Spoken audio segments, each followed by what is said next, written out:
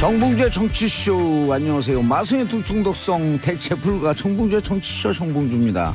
크리스마스에서 헛갈렸어요. 자, 지금 이 시간 여러분이 가장 많이 찾으면 실시간 검색어 체크해봅니다. 성탄절 전국소 성탄 미사 예배 크리스마스 관련 검색어가 줄을 잇고 있습니다. 자, 가짜 수능 성적표 온라인에서 판매 중이다. 부모 속이거나 자기 과시용으로 판매하고 있다. 허허, 큰일입니다. 자, 다스 비자금 수사 시작했다. 정식 수사팀 발족은 내일. 자, 일요일 월요일 아침 크리스마스 성탄절 봉두상으로 실시간 검색어는 다스 비자금. 할 얘기가 한 다스가 넘어갑니다. 자, 월요일 첫 곡입니다. 크리스 리아의 Driving Home for Christmas. 안녕하세요. 정봉주의 정치쇼 1부 순서 들어가겠습니다. 뉴스 브리핑 누구시죠? 네, 미디어오늘 정상근 기자입니다. 예, 미디어오늘 정상근 기자 자리하셨습니다. 네, 안녕하십니까? 예. 자, 성탄절 2부 잘 보내셨어요? 네, 저는 잘 보냈습니다만. 예, 미세먼지가 많았다고. 네, 미세먼지가 많아가지고 어제는 예. 그래도 비가 와가지고 좀 괜찮았는데 오늘은 날이 막던데요? 네, 오늘은 좀 막더라고요. 예. 비가 많이 와서 그런가. 엊그제는 23일은 정말 미세먼지가 많더라고요. 오다가 보니까 도봉산 삼각산이 아주 깔끔하게 눈앞에 보이더라고요. 네, 맞아요. 눈이 오늘 많이 온 모습으로. 모처럼 진짜. 예. 네. 화이트 크리스마스가 아니라 뭐 옐로우 크리스마스다 막 이런 얘기도 막 돌던데. 어제요? 예. 크리스마스는 오늘이에요. 어제는 2부였었고. 그렇죠. 오늘 화이트 크리스마스예요. 근데 이분날 이제 눈이 내려야 이제 화이트 크리스마스가 되는 거잖아요. 그렇죠. 네. 화이트 크리스마스 됐어요. 네, 미세먼지가 워낙 많이 껴가지고. 네. 알겠습니다. 샵1035 짧은 문자 50원 긴 문자 100원 문자 보내주시기 바라겠습니다. 윤정아님, 뽕도사님 메리 크리스마스, 황영탁님 메리다스 메리봉주 제발 다스 좀 해결해 주세요. 검찰한테 얘기해야 돼요. 그 다음에 정호영 특검은 네. 비자금이 아니었다? 직원의 횡령이었다? 네, 그럼 그렇게 직원 횡령은 왜 얘기를 했죠. 수사를 안 했나요? 그럼 만약에 직원 횡령이 걸렸으면은 최소한 다른 부서라도 넘겼어야 되는 거 아니에요? 아니 120억이에요 횡령이. 네, 이게 한두 푼도 아니고 상당한 규모인데. 예. 횡령 배임은 그것도 뭐 10억이 넘어가면 그 무기징역까지 살릴 수 있는 거거든요. 네. 그걸 인제 갖고 배임 횡령이다. 그럼 배임 횡령 눈 감으면 자기는 방조범이네. 그러니까요. 그 자기가 아이고, 그걸 봤으면은 참. 범죄 혐의를 포착을 한 건데 예. 그때 바로 뭐 자기가 수사 못하면은 다른 쪽에서라도 바로 알렸어야죠. 정호영 특검님 꼬리곰탕 먹은 게 시간이 오래 지났지만 좀 부끄러운 줄 아세요. 자녀들 보기에. 그러게요. 근데 막 그 사회 보기에 역사를 보기에 좀 부끄러운 줄 알아야죠. 그렇죠. 근데 뭐 올해가 거의 다 지나가지 않았습니까? 예. 공소시효가 지금 한 2달여 정도밖에 남지 제가 않은 맨날 상황이다. 그러잖아요. 법의 공소시효는 끝나도 역사의 네. 공소시효는 끝나지 않는다. 중요한 말씀입니다. 그럼요. 네. 자, 제천 화재 희생자 연결식 엄수. 네. 아유, 저는 가슴이 아파서 기사를 못 보겠더라고요.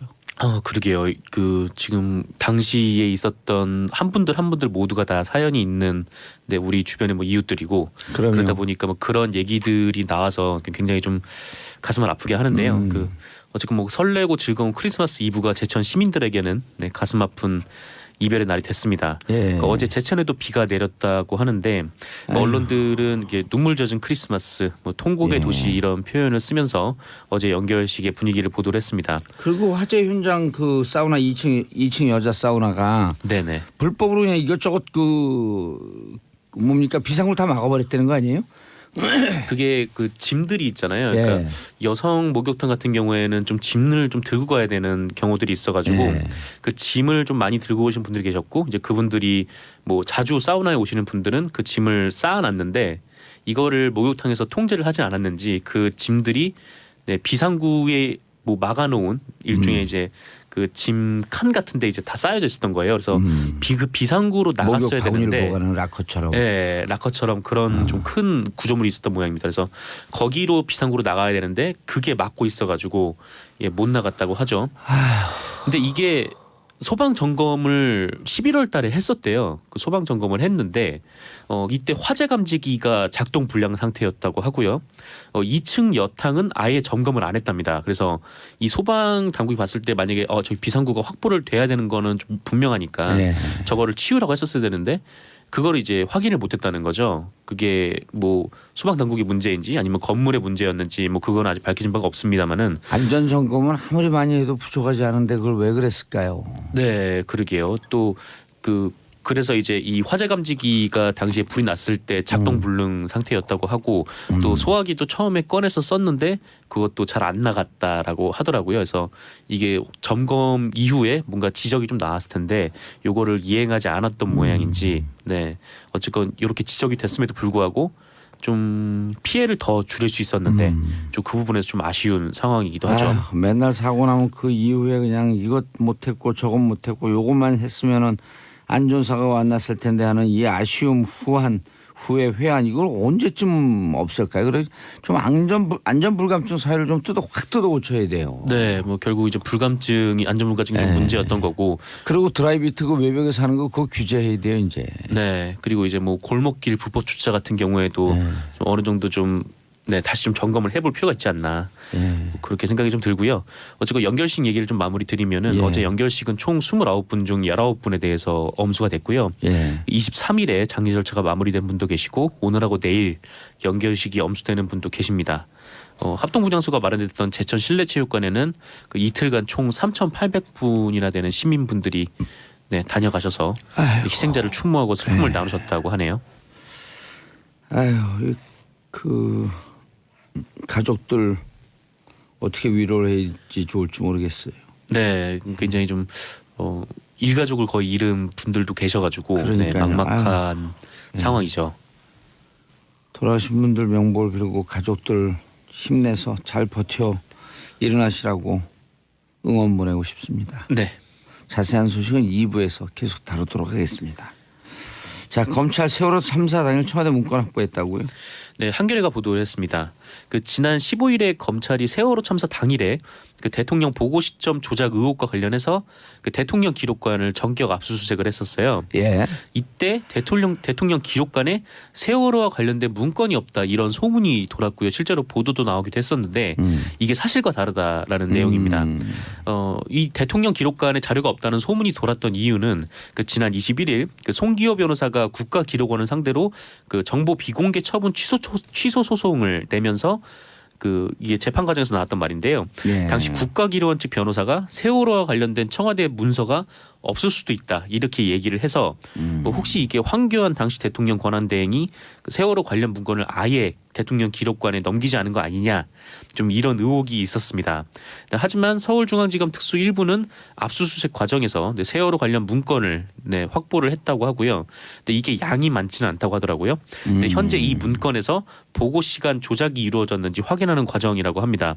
검찰은 이 문건을 분석을 한 후에 그 박근혜 전 대통령을 상대로 관련 혐의에 대해서 조사를 벌일 예정이라고 합니다.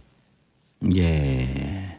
문건 내용이 많지 않았대요. 꼭 7시간 반 동안 뭐 했는지만 나오면 되는 거죠. 네, 그 내용이 있을지는 모르겠어요. 근데 확실히 뭐 그날 당일에 여러 가지 작성을 했던 청와대 문건이 있을 텐데 문건이 얼마 나오지 않았다는 거는 뭔가 좀 불안하기도 하고요. 예. 네. 근데 어쨌건 검찰에서 확보를 하고 수사 중이라고 하니까 좀 내용을 지켜봐야 될 것 같습니다. 예. 방금 그 검색어에도 저희가 소개했지만 검찰이 다스 수사팀 꾸려서 본격적으로 수사를 하겠다. 왜 이렇게 늦었나요? 고발한 지도 꽤 됐는데. 네, 그렇죠. 이제 고발이 들어갔었고 그다음에 뭐 어쨌건 뭐 계속 그 당사자 조사도 안 하고 계속 미뤄왔었다가 네, 이제 공소시효가 그 정호영 특검 같은 경우에는 공소시효가 얼마 안 남아서 내년 2월 말이죠. 네. 2달 남은 거죠. 그래서 좀 이렇게 시민분들이나 뭐 많은 분들께서 좀 검찰에 수사를 해야 되는 거 아니냐 좀 이런 여론들이 굉장히 많았었잖아요. 예. 그래서 어쨌건 검찰이 이제 다스 수사팀을 꾸려서 본격 수사에 돌입을 했다고 합니다. 이게 대검찰청 반부패부가 꾸렸다고 추측이 돼서 꾸렸다고 하고요. 그 서울 동부지검 내 사무실에 수사팀을 꾸리고 26일부터 본격적인 수사에 돌입을 한다고 합니다. 예. 팀장은 문찬석 동부지검 차장검사고요. 그 노만석 인천지검 특수부장과 평검사 2명, 그 수사관, 회계분석가, 그다음에 자금 추적 관련 지원 인력 등 총 10여 명 규모로 꾸려졌다고 합니다. 예. 뭐 검찰에 따르면은 이 수사는 두 가지 갈래로 이루어진다고 하는데 이 특별수사팀에서는 비자금 조성 관련된 내용을 수사를 할 예정이라고 해요.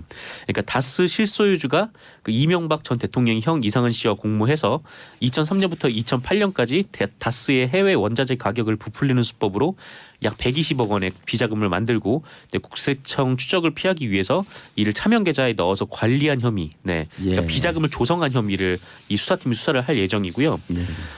공소시효가 얼마 안 남은 정호영 BBK 특검팀이 이 비자금을 파악하고도 묵인했다는 의혹 관련해서도 이 수사팀에서 수사를 한다고 합니다. 예. 그리고 또 하나 갈래가 있는데 그러니까 직권남용과 관련된 부분이에요. 아하. 네, 이 다스 부분은 돈 140억 돌려받은 거요? 네네 그때 이제 과연 청와대가 개입을 했느냐, 국가기관이 개입을 했느냐 이제 이 부분인데 예. 이거는 서울중앙지검 첨단범죄수사 1부가 지금 수사 중에 있다고 합니다. 이명박 전 대통령 재임 기간 중에 그 다스 투자 피해금 140억 원을 그 돌려보낸 김정은으로부터 네네. 스위스 계좌로부터요? BBK 피해자가 아니라 다스로 돌려준 그 그렇죠. 정황에 대해서 예. 수사를 하고 있는데요.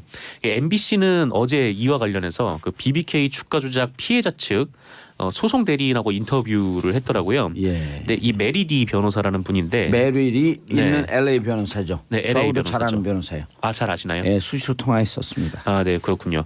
이 메리리 변호사하고 통화를 했을 때 이 메리리 변호사는 그 청와대와 외교부 그다음에 여러 권력이 움직여서 결국 다스가 그 돈을 뺏어갔다 이렇게 예. 어제 MBC에 나와서 주장을 했습니다. 왜냐하면 그 메릴리 변호사는 옵셔널 벤처스 그러니까 소액 투자자들 피해자들 네. 그분들을 대리해서 지금 계속 몇 년간 수년간 지금 재판 소송 진행 중이거든요. 네네. 예. 그리고 미국 검사 네. 검사 이름 변화가 잊어먹었네.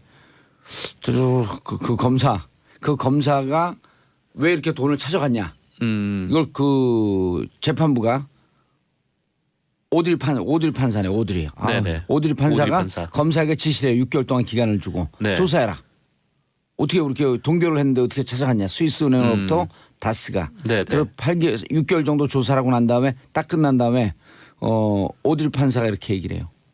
수사한 내용을 밝히지 마라. 밝히지 마라. 네. 그리고 오드리 판사는 다른 데로 근무지가 변경되고 갑니다. 아 그래요. 예. 그 미국에서도 네. 예, 이게 뭐 국가 간 이게 뭔가 있지 않으면요. 네, 영향력을 도저히 발휘하신 것 같은. 불가능한 일이 벌어진 거예요. 그렇죠. 예. 개인 입장에서 아마 국가 간 영향력을 행사하기는 좀 힘들지 않나요? 그렇죠. 네.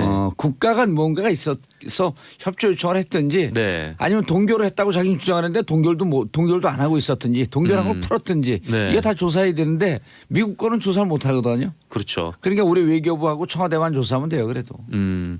그렇습니다. 그래서 메리리 변호사는 이 부분과 관련해서 특히 예. 네, 김재수 LA 총영사에 대해서 의문을 제기를 했어요. 메리리 변호사, 오드리 판사, 김재수 총영사 제일 잘하는 사람이에요. 네, 예. 이 김재수 총영사가 아시다시피 대선 당시 그 한나라당 예. 법률팀에서 BBK 사건을 담당했던 사람인데 보통 LA 총영사는 직업 외교관들이 주로 가는데 예. 이 사람은 직업 외교관이 아니잖아요. 그렇죠. 네, 그런 사람이 어떻게 LA 총영사가 됐는지에 대해서 이 메리리 변호사는 되게 의문을 가지고 있다. 이렇게 MBC와 인터뷰에서 LA 총영사가 돼서 결국 다스 140억 돌려받는데 매진한 거 아니에요. 네, 그렇게 노력을 했던 거 아니냐. 이제 그렇게 주장을 하고 있는 셈인 예. 거죠. 참 국가 권력을 이렇게 그냥 외교 총영사도 자기 마음대로 돈 찾는 데다 갖다 받고 그렇게 쓰고 그래도 나는 그런 삶을 살아오지 않았습니다. 가장 도덕적으로 깨끗한 정권입니다. 네. 좀 이게 아유 참 그런 걸 수사도 못하는 검찰이 이게 대한민국 검찰입니까? 이러라고 국민들이 촛불 들었고 권력 줬어요. 네, 그러게요. 근데 예. 어쨌건 수사팀을 꾸렸으니까 예. 좀 빠르게 수사를 해야 될 것 같습니다. 그러니까요. 만약 청와대 내부에서도 네. 비서지나 이런 쪽에서 전 정권 대통령을 조사하는 게 부담스럽다라고 얘기하는 사람들은 옷 벗고 나와야 돼요. 네. 아니 뭐 전전이건 전전전이건 범죄자를 뭔가, 잡아내는데 무슨 네, 그 정권이 잘못한 게 필요해요? 있으면 당연히 수사를 해야죠. 오늘 크리스마스 맞이해서 우리 정상 기자가 세게 얘기하시네. 아, 네. 검찰처럼 얘기해요. 메리 크리스마스입니다. 자 이현정 청와대 비서실장 특활비 아, 네네. 1억 5천 받았다라고 하면서 인정했다. 그렇습니다. 예. 그 이원종 전 비서실장은 이병기 전 비서실장의 후임으로 그 지난해 5월부터 10월까지 5달 동안 비서실장을 지냈고요. 예. 이 기간 중에 그 5월부터 7월까지 석 달간 국정원으로부터 5천만 원씩 총 1억 5천만 원을 상납받았다 이렇게 자수를 했습니다. 어떻게 이렇게 다 빨아먹고 살았나 이놈 인간들이 진짜. 그러게요. 근데 계속 이제 뭐 얘기를 안 하고 있다가 이번에 22일에 검찰에 소환되면서 예. 자신의 자수서를 예. 지참을 해서 제출을 한 건데요.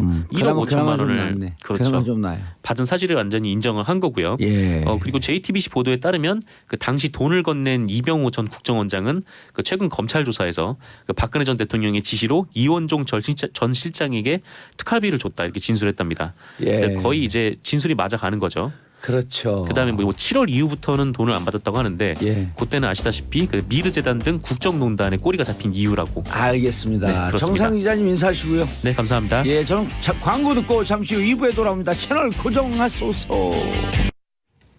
정봉재 정치쇼 2부 순서 들어가겠습니다. 월요일 아침 빨간 글씨인데 나와주신 패널 여러분 진심으로 감사의 말씀드립니다. 네, 안녕하세요. 여러분들에게 복권의 기회를 드리겠습니다. 와. 아니 복권 사시면 될 것 같다고. 자, 최영일 평론가. 안녕하세요. 예. 메리 크리스마스입니다. 메리 크리스마스. 박연미 경제전문 기자님. 네, 안녕하세요. 하하, 옥구슬에 굴러가다 삐개다. 자, 장윤성 기자님. 네, 안녕하세요. 예. 어제 이브 날 잘 보내셨어요? 잘 보냈습니다. 그럼요. 드링킹 이브.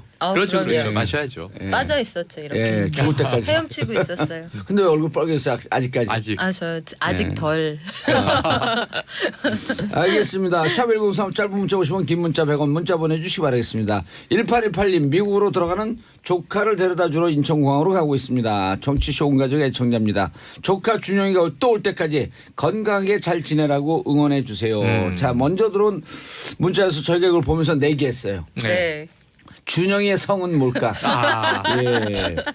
우리 박 기자님은 하준영, 그리고 영어 이름은 브라이언. 브라이언. 이거 내기했어요. 그다음에 네. 장윤성 기자님은 김준영, 네. 아담스. 네, 대한민국은 김이박 중에 하나예요. 예. 아. 그다음에 네. 최우영 영화님은 준영 데이빗, 성은 초이. 초이. 준영 데이비. 저는 임준영 알렉스. 자, 네. 누가 맞는지 1818님 문자 보내주시기 바라겠습니다. 다 틀릴 수도 있죠. 예. 다 틀릴 수도 있어요. 네. 누가 맞는지. 한 분은 하 브라이언, 김 아담스, 임 알렉스, 최 데이빗. 야. 수준 좋아요. 높은 방송이에요. 글로벌 프로그램 청취자와 같아요. 소통하는. 그러네요. 자, 1818님 다시 한번 문자 보내주시기 바라겠습니다. 운전하느라고 못 보내나? 음. 그럴 수도 있겠네. 네. 누군가 보낼 거예요. 이 차에 누군가. 타고 있는 누군가 듣고 그렇지. 어허. 랭크 보내주실 거라고 믿습니다. 맞습니다. 이게 아. 고속도로여가지고 안전운전 하셔야 됩니다. 조심해야 돼요. 네. 눈도 미끄러. 길도 미끄러워요. 그렇죠. 얼었어요. 길이 와서 눈이 미끄러워요. 그러니까요. 자, 첫 번째 뉴스. 장유성 기자님. 네, 홍준표 대표 얘기를 해야 될 것 같습니다. 그러니까 예. 지난 금요일이죠. 성완종 사건에 대해서 굉장히 관심을 모았는데 결국 대법원에서 무죄 최종심. 확정 판결을 예. 받았습니다. 보통 재심 2심하고 똑같이 가거든요. 대법이. 네, 그렇죠. 그렇죠. 그러니까 홍준표 대표 그다음에 이제 이완구 총리 후보자였죠. 그 두 분에 대해서 이제 무죄 판결을 받아서 성완종 리스트, 그러니까 성완종 전 회장이 죽으면서 남겼던 그 메모에 대해서는 사실 혐의를 입증받은 사람이 아무도 없게 된 이런 상황인 것입니다. 그 페이스북에서요. 예. 어떻게 죽으면서 남긴 그 메모의 진실에 대해서 이렇게 무시하냐. 무시할 수가 있냐라는 이제 한탄 그러면서 결국 죽은 사람만 억울하다 뭐 이런 얘기들이 나오고 있는데요. 어찌됐든 홍준표 대표는 뭐 친홍 체제도 갖췄고 앞으로 상당히 정치적으로는 이 무죄를 받았기 때문에 정치적 탄탄대로가 열리는 거 아니냐 이런 분석이 좀 나오고 있는데요. 그래서 그런지 이분이 이제 또 발언의 수위를 점점 높이기 시작했습니다. 자신감의 발로라고도 볼 수 있는데요. 그동안 그 본인의 이 막말은 그냥 막말이 아니다. 영혼이 담긴. 네, 정치적 계산. 네, 깔린 굉장히 고민하고 하는 막말이다. 느닷없이 정치 천재가 된 거예요? 그냥 던지는 것 같은데. 아니 굉장히 고민하고 페이스북에 쓰는 거라고 이제 얘기를 했는데요. 크리스마스에 이런 얘기를 했어요. 연탄 가스. 고등학교 때 그런 얘기 많이. 연탄 가스 같은 애. 뭐 이렇게 욕도 많이 하고 그랬었는데 아직도 틈만 있으면 비집고 올라와서 당에 해악을 끼치는 연탄가스 같은 정치인들이 극히 소수 남아 있어서 심히 유감스럽다 이런 얘기를 했는데요. 그 다음에 더 큰 얘기가 있습니다. 이들이 다음 선거 때는 국민과 당원들의 징치 징치로 정치 생명을 다하게 될 것이다. 징치가 굉장히 어려운 말인데요. 무슨 얘기냐면은 징계를 해서 다스린다라는 예. 뜻이에요. 그러니까 이를테면은 다 떨어질 거다. 그러니까 결국에는 이제 친박 청산에 무게를 두고 이제 하는 얘기인데요. 결과적으로는 이번에 그 당협위원장 탈락한 류여해 최고위원이라든가 박민식 전 의원이라든가 뭐 그 친박계가 상당히 현역 이제 의원 네 명을 현역 포함하여. 그렇습니다. 그래서 떨려져 나갔는데 이분들이 이제 강력하게 친홍 정치에 대해서 비판을 하니까 이것을 이제 누르는 차원에서 얘기를 했는데요. 그러니까 저는 이제 여기까지는 어쨌든 당내 갈등이니까 뭐 그렇게 자신들끼리 이제 공방을 충분히 할 수 있다고는 보지만 그 다음이 문제라고 생각해요. 상당히 프레이밍을 했는데요. 박근혜 정권과 친박들의 비겁한 정치가 전교조와 민주노총이 주동이 됐던 촛불잔치, 촛불혁명을 얘기를 하는 거죠. 그걸 촛불잔치라고 얘기를 하면서 촛불잔치로 탄핵 구속당하고 모조리 괴멸됐다. 보수 우파의 괴멸이라고 사람들이 하는데 나는 친박의 괴멸이라고 판단한다. 이런 얘기를 했어요. 근데 여기서 중요한 포인트는 1700만 촛불이 전교조와 민주노총이 주도한 게 아니었거든요. 그러니까 이 불의한 권력에 대한 심판을 해야겠다고 생각하는 1700만 국민이 몰려나와서 결국 박근혜 정권이 탄핵 그리고 파면 선고를 받는 데까지 이르렀는데 이것을 여전히 전교조와 민주노총의 작품으로 프레이밍을 하면서 좌파 혹은 종북 그다음에 이제 빨갱이 이를테면 이런 논란으로 계속 끌고 가려고 하는 것이죠. 저는 이제 큰 틀에서 보자면 홍준표 대표가 앞서 제가 말씀드린 것처럼 고도의 계산된 막말, 그냥 하는 막말이 아니고 그렇다고 한다면 이것이 어쨌든 이제 문재인 정부 이제 출발해서 쭉 왔고 사실상 이제 내년에 본격적으로 양극화 해소라든가 뭐 이를테면은 이제 소득 주도의 경제 성장이라든가 뭐 여러 가지 정책들을 해나가야 되는데 이 프레임으로 또 다시 이제 보수 우파를 좀 묶어서 흔들려는 정치적 의도가 강한 거 아니냐. 그래서 굉장히 좀 주의 깊게 봐야 되는 포인트로 생각이 좀 되고요. 또 하나는 본인이 이제 신보수주의 정당으로 거듭나겠다 이런 얘기를 했어요. 크리스마스 이브에 참 많은 얘기를 했는데 신보수주의 정당을 주장하는 이유는 바른정당하고 이념 경쟁에서 밀리지 않겠다라는 이 주장을 하는 것이죠. 예. 그래서 이제 어쨌든 본격적인 보수 경쟁을 하면서 자신들이 이제 보수의 아이덴티티를 확실히 가져간다 뭐 이런 건데 어쨌든 제가 정말 재밌는 얘기를 주말 사이에 들었는데요. 요새 바른정당에 그렇게 콜을 보내는 자유한국당 의원들이 많대요.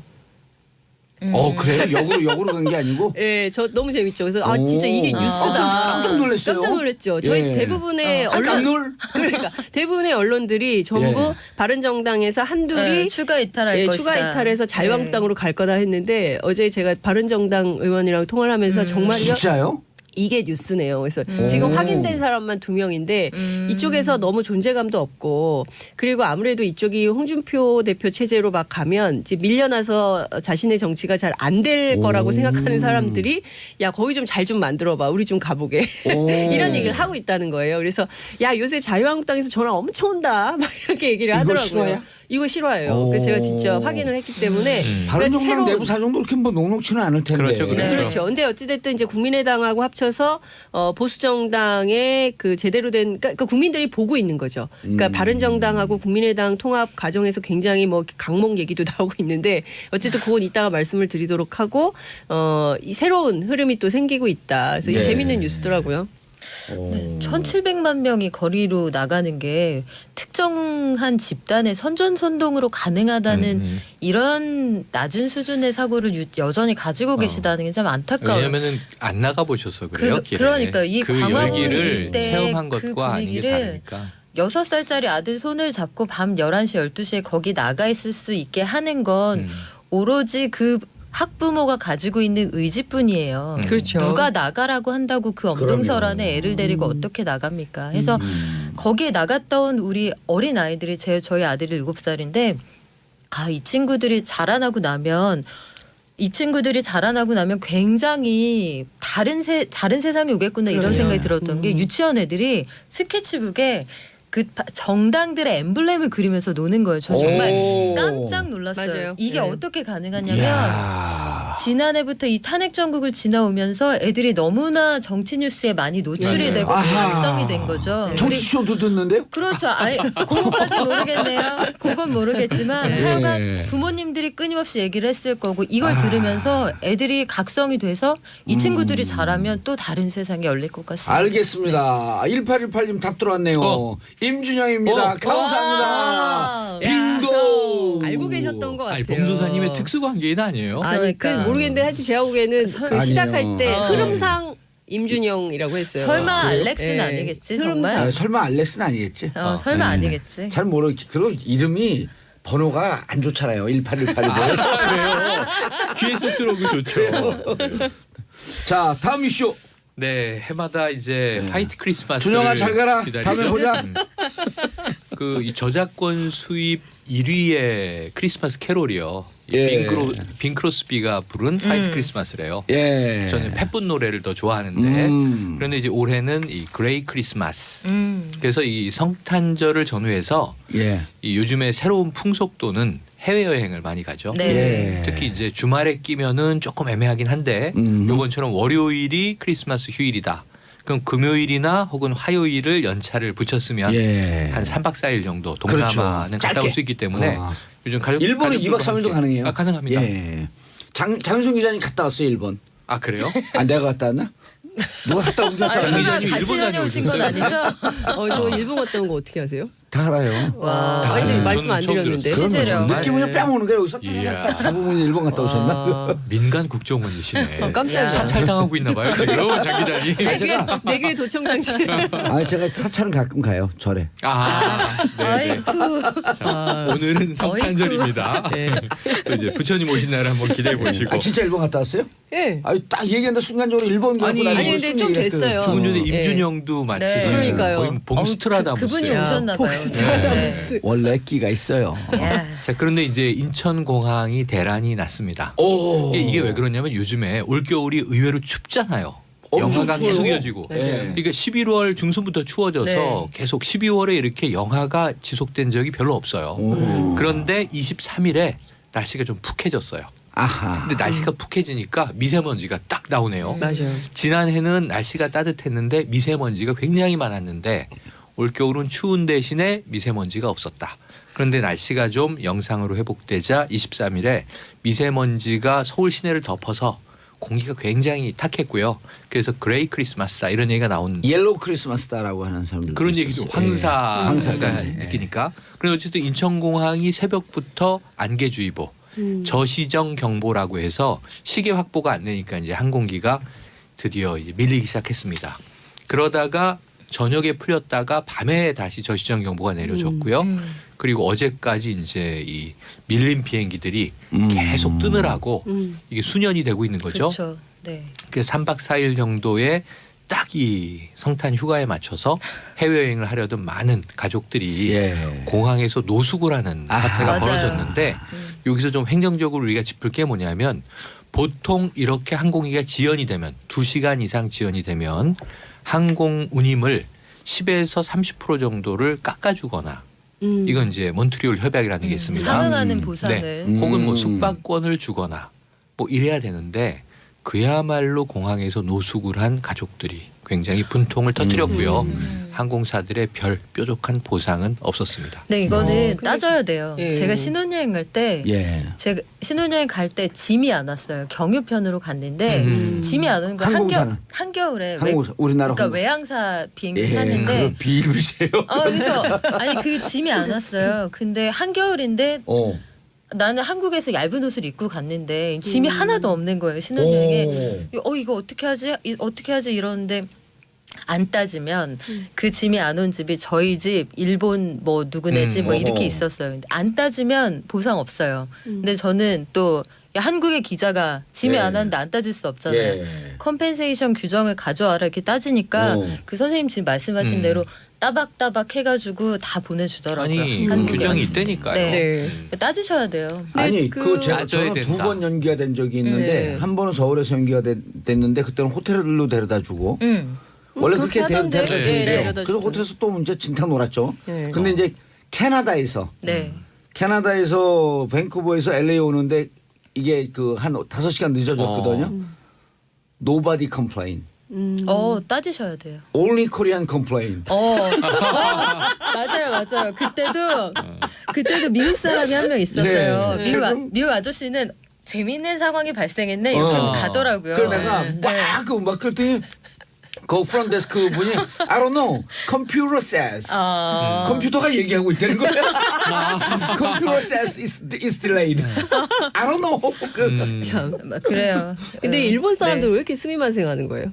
그냥 그런 상황이 되면 미안하다. 저도 이상했어요. 저도 이상했어요. 일본 사람들은 너무 승객들이. 오히려 승객들이 막 그렇게 얘기를 그 분통을 근데, 터뜨릴 상황에. 대개는 여행사에서 네. 다 확인을 해서 호텔도 데려다주고 또 유럽은 또 주고, 유럽은 항공사에서도 그렇게 우리 하더라고요. 박 기자님 말씀하셨듯이 짐 없어지는 거, 지연되는 거.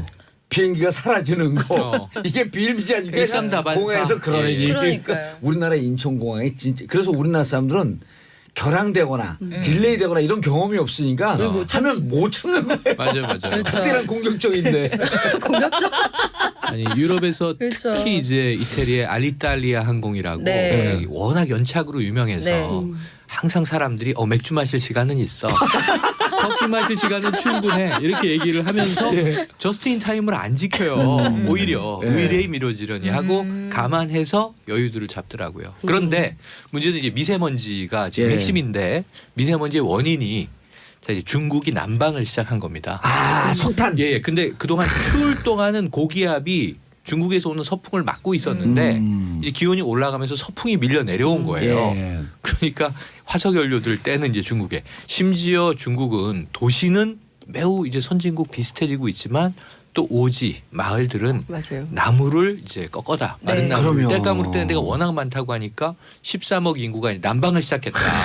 올 겨울 또 우리가 미세먼지뿐 예. 아니라 여러 가지 좀 또 황사, 공해 고민을 좀 해야 될 것 같습니다. 아니 근데 이게 진짜 중국 자체도 이것 때문에 골머리를 좀 앓고 있는 거 아니에요? 여기도 그 석탄 난방 아니면 땔감을 통해서 미세먼지가 네. 너무나 발생을 하니까 대외적으로는 그래요. 한국에 미세먼지 많은 게 우리 때문이라는 증거 있어? 확실한 과학적 물증이 있어? 이렇게 말은 배짱을 하지만, 부리고 있지만 속으로는 고민이 많아서 이쪽은 뭐 되면 한다 아니에요. 하면 된다, 되면 한다. 그 사이를 막 이렇게 아슬아슬하게 정책이 왔다 갔다 하는데 초등학교도 난방을 안 한다는 거예요. 북부 이런 데가 오염이 심하다 보니까 초등학교 애들이 그래서 최근에 그 외신에 찍힌 사진들을 보면 교실이 너무 추우니까 운동장에서 햇볕을 받으면서 수업하는 이런 사진들이 이제 세계적인 통신사를 통해서 타전이 되고 있을 그게 정도예요. 뭐 실내가 더 추워. 지원을 지향하는 나라 맞아요? 그러니까 네. 그 나라는 일단 목표를 세우면 수단과 방법을 가리지 않고 가는 거죠. 그렇게 시스템이 돼 있는 상태인 건데 지금 그래서 가스 난방이나 전기 난방으로 바꾸겠다. 그런데 시간을 안 주고 하루아침에 석탄 땔감 떼지 마. 그러면 난방하지 말란 얘기잖아요. 그렇죠. 그래서 지금 중국 서민 마을은 포크레인으로 밀어버리고 있대요. 강제로. 그것이 여러 계속 요즘 네, 사진 그러니까요. 나오더라고. 갈 데도 없고 막 집 안에 있는데 포크레인을 하고 네. 그랬고 사망자 나오고. 우리도 황당한 근데 상황이에요. 군사정권 때 생각하면 맞아요. 낱말할 게 아니에요. 박정희 대통령이 그 연두순시 가고 이러면 경상남도 이 도지사가 보기 싫다고 길가에 초가집 16채를 그냥 밀어버렸다는 거 아니에요. 71년에. 아니 80년대에도 이게 전두환 군부 독재 시절에 그 88 올림픽을 열기 위해서 다큐멘터리가 남아 있는데 상계동 올림픽이라고 네. 그럼요. 철거민촌은 맞아요. 수도권 지역이 엄청나게 많았어요. 네. 지금은 뭐 상계동 바로 옆이 우리 지역 아니에요 또. 예, 지금 천당위 분당이라는 네. 분당 성남 지역도 성남. 예전에는 서울에서 밀려난 철거민들이 모여 살던 도시였던 거죠. 청계천 철거민들이 지금 정말 한강에 네. 한강이 저 옆이 콘크리트 벽돌로 되어 있잖아요. 네. 그 강둑이 예, 예. 걔 원래 흙이 있었고 모래. 모래나 흙이 있었고 그게 그 자연 생태계가 돼야 되는데 그거 콘크리트 쌓아놓은 게 88 올림픽 때문에 쌓아놓은 거예요. 얼마 전에 중국을 봤더니 고가도로 철거하는데 12시부터 6시까지 철거해요. 전국에 있는 포크레인 480대가 와갖고 쫙 일렬로 섰고 동시에. 그거를 동시에 6시간 동안 그렇죠. 자고 나면 그게 없어지는 없어지는 거예요. 근데 거예요. 그게 네. 그 빨리빨리 행정이 우리한테 배운 거거든요. 근데 그렇게 좋은 게 아니에요. 좋은 게 아니죠. 그러니까요. 근데 저는 중국이 전기차 개발 되게 열심히 하고 있잖아요. 그 베이징 가보면 출장 가보면 먼지가 진짜 택시 위에 한 6, 7cm, 10cm 정도 있고 앞이 안 보이는데도 아저씨들이 막 문 열고 막 달리잖아요. 아 오늘 날씨 좋다고 막 이러면서 아마 다들 막 기야말 예. 노리시는데 근데 그래서, 어쨌든 저는 네. 친환경 그 개발 예. 뭐 이런 것들을 좀 빨리 하면 좋을 것 같아요. 전기차 이런 것들. 근데 미세먼지 어쨌든 대책은 우리나라 정부도 문재인 대통령 중국 순방 때도 이 미세먼지를 얘기했죠. 한중간에 함께 조사 연구부터 하고 그렇죠. 대책을 차근차근 만들어 나가자. 왜냐하면 우리나라 전문가들이 중국에서 날아오는 문제가 한 50%, 내국에서 자체적으로. 발생하는 게 50%일 음. 것으로 보는 사람들이 있고요. 중국이 한 70%를 차지한다. 그럼 우리가 한 30%다. 그럼 우리는 우리대로 이제 어떤 탄소가스에 대한 대책을 펴나가지만 중국을 막지 않으면 어쨌든 50에서 70 정도는 계속 우리의 공기가 위해를 받고 있다. 이건 중요한 것 같습니다. 그렇죠. 숨을 쉴 수가 없어요, 네. 진짜. 그 초미세먼지는 진짜. 그러니까 이제 양국이 대립적 관점이 아니고 공통의 관점으로 풀어야 돼요. 같이 풀어야죠. 예. 네. 알겠습니다. 다음 뉴스 들어가는데 시간이 다 된 것 같은데. 예? 예. 아니요, 3부도 있으니까 놀래. 뭐 놀래. 아 그렇군요. 뉴스 2개 했는데 이제 자, 이구구사님 봉도사의 촌철살인 2018년도 쭉 계속됩니다. 그건 잘 모르겠어요. 1월까지 일단 계속돼요. 아. 박은주님, 정봉주님이 계셔서 오늘도 즐겁고 행복합니다. 항상 건강하세요. 자, 그냥 바로 광고 듣고 3부로 넘어가야 되겠어요. 네. 자, 여러분들 샵 103 짧은 문자 50원, 긴 문자 100원 문자 보내주시고 저희는 광고 듣고 3부에 컴백하겠습니다. 메리 크리스마스. 광고 듣고 오겠습니다. 채널 고정 왔었어. 정봉재 정치쇼 3부 순서 들어가겠습니다. 자, 3부 최경일 평론가, 박영미 경제전문 기자, 장윤선 기자님, 월요일을 후끈 달구는 박장대 최고의 박장대 소환한 기사다. 하하. 자, 국민의당 운명 일주일이가 아닌데? 최저임금 어디였지? 인상의 역습이죠. 최저임금의 폭격. 네. 최저임금 인상의 역습. 뭐죠 이게?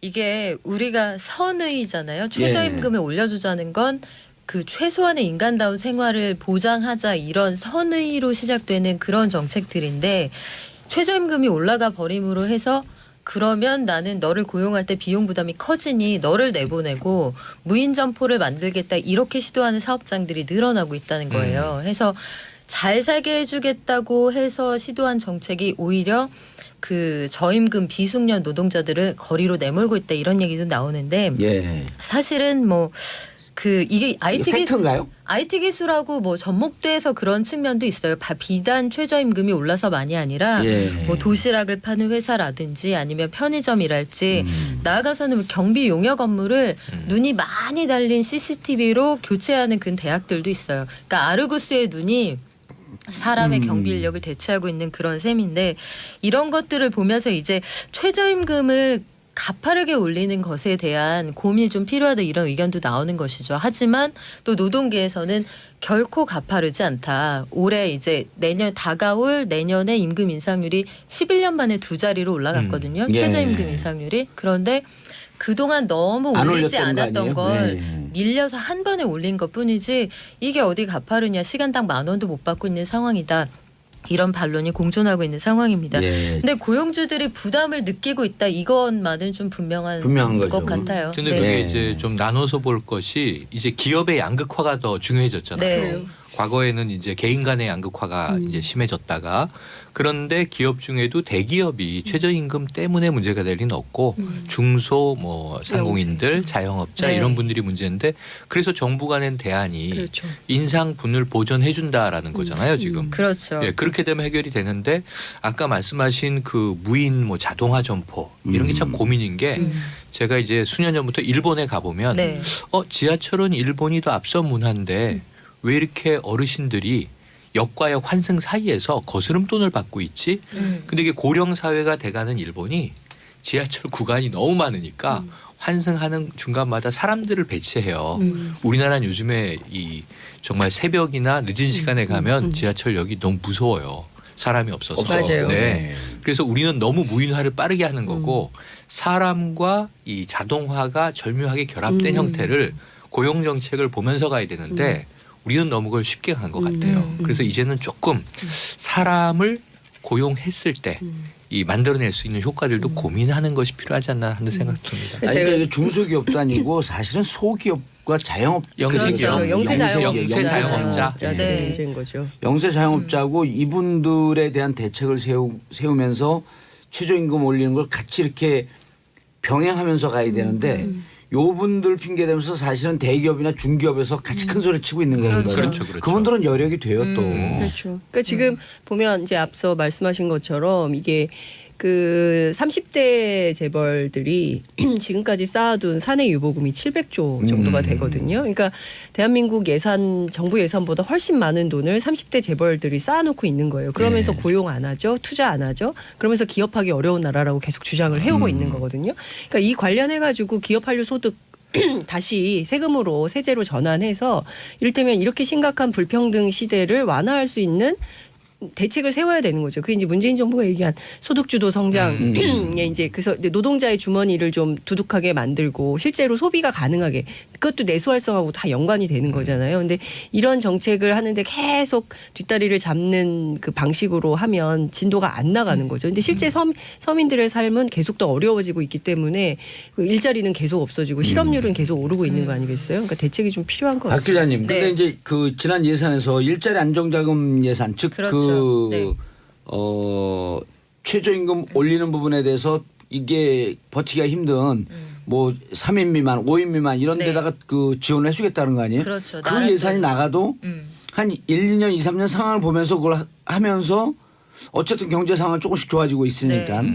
그게 그렇게 해서 일자리 안정자금이라는 게 이제 나라 돈으로 예. 이 최저임금이 상승하는 그 상승분의 일부를 보전해 주겠다는 건데 뭐 단순히 계산하면 이래요. 최저임금이 올해에서 내년으로 16.4% 올라가는데 올해 월급이 135만 2,230원, 내년이 157만 3,770원이니까 한 20만 원 정도 올라가는 거잖아요. 그런데 정부가 야당하고 정말 피 터지게 싸워가지고 한 3조 원 정도를 여기에 직접 확보했죠? 지원할 수 있는 돈 확보를 했어요. 해서 근로자가 30인 미만이 근무하는 작은 사업장에 최대 그 머리당 한 13만 원 정도 지원할 수 있게 여기까지는 지금 인당해 주세요.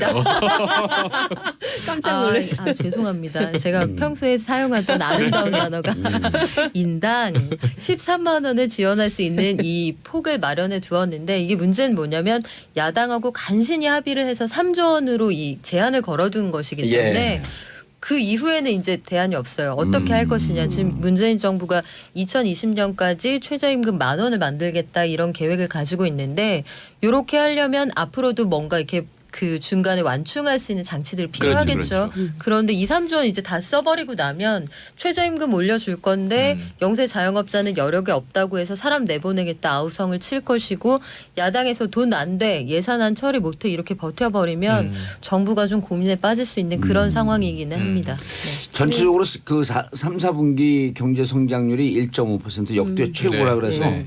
요즘 이제 식당이나 이렇게 연말 하면서 보면 이제 이게 이제 부분 주관적 그 설문구 주관적 경험이겠지만 작년 크리스마스 작년 12월 대비 조금 이 체감이 좀 나아졌다라고 하는 분들이 많아졌더라고요. 그래서 이제 경제 지표가 좋아지고 어쨌든 그렇게 해갖고 정부 예산이 풀리면 실물 경제 좀 나아지거든요. 근데 저는 좀 정부가 발상의 전환 이런 게 좀 필요하다고 생각하는데요. 우리나라처럼 자영업자가 많은 나라가 없거든요.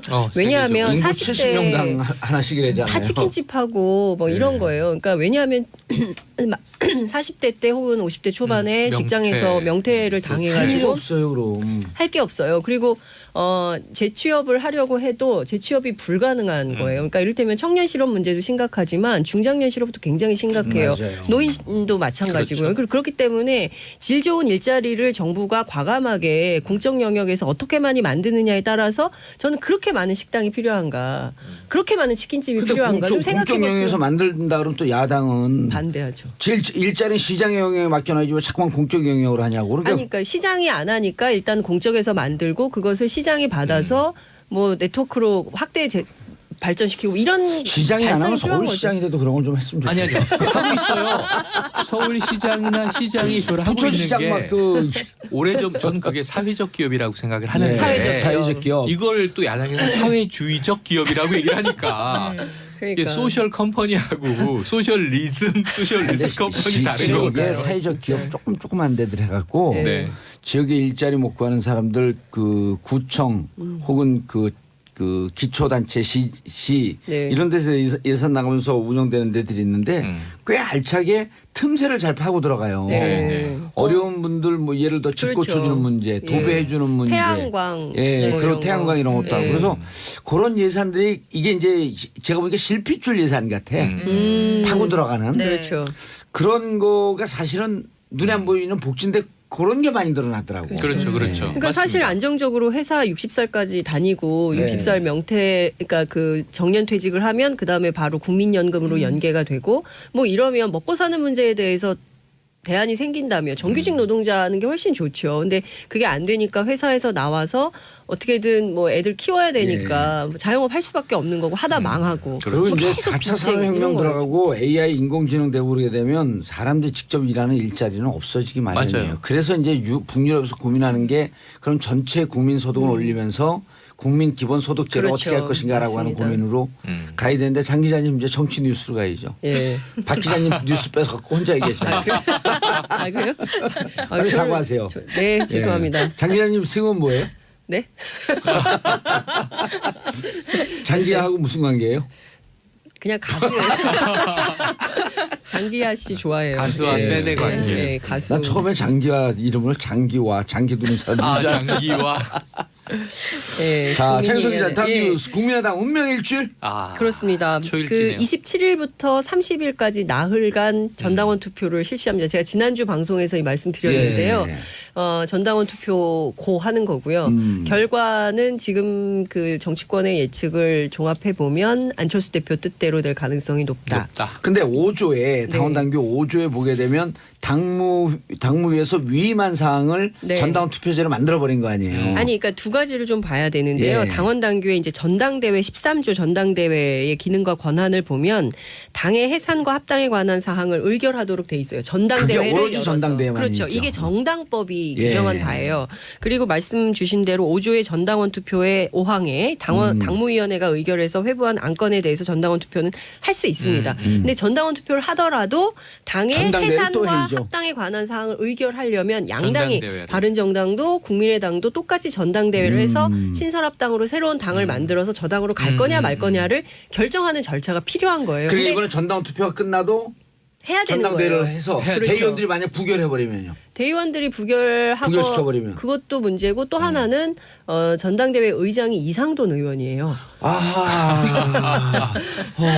그래서 아마 의사봉을 들고 의성을 들고 저기 그 영도 다리로 옛날에 옥새파동 예, 생각나네요. 옥새파동처럼 뭐 될 수도 있겠지만 어찌됐든 지금 그래서 이상동 근데 그분은 합리적인 분이에요. 예, 그래서 이제 그분이 이제 그 중도 보수주의 예, 정치인인데 어찌됐든 이렇게 반민주적으로 하는 것은 없다라고 이제 굉장히 이제 비판의 격앙되어 수위를 있죠. 격앙되어 있는 상황인데 어찌됐든 지금 절차적으로 보면 절차적 정당성을 갖기 굉장히 어려워요. 근데 이제 지난 21일 날 손학규 고문이 귀국을 했잖아요. 그래서 예. 오셔서 당이 이렇게 불화를 일으키는 것은 안 된다라고 하면서 이제 호남 중진들 의원들을 계속 만나고 있는데 어쨌든 통합적으로 가야 된다는 데는 무게를 두고 있는 것 같아요. 손학규 대표의 역할은 원래 통합주의자기도 예, 했고. 그렇기도 하죠. 그렇기도 그게 하고 뭐 주의예요, 그냥 통합이죠.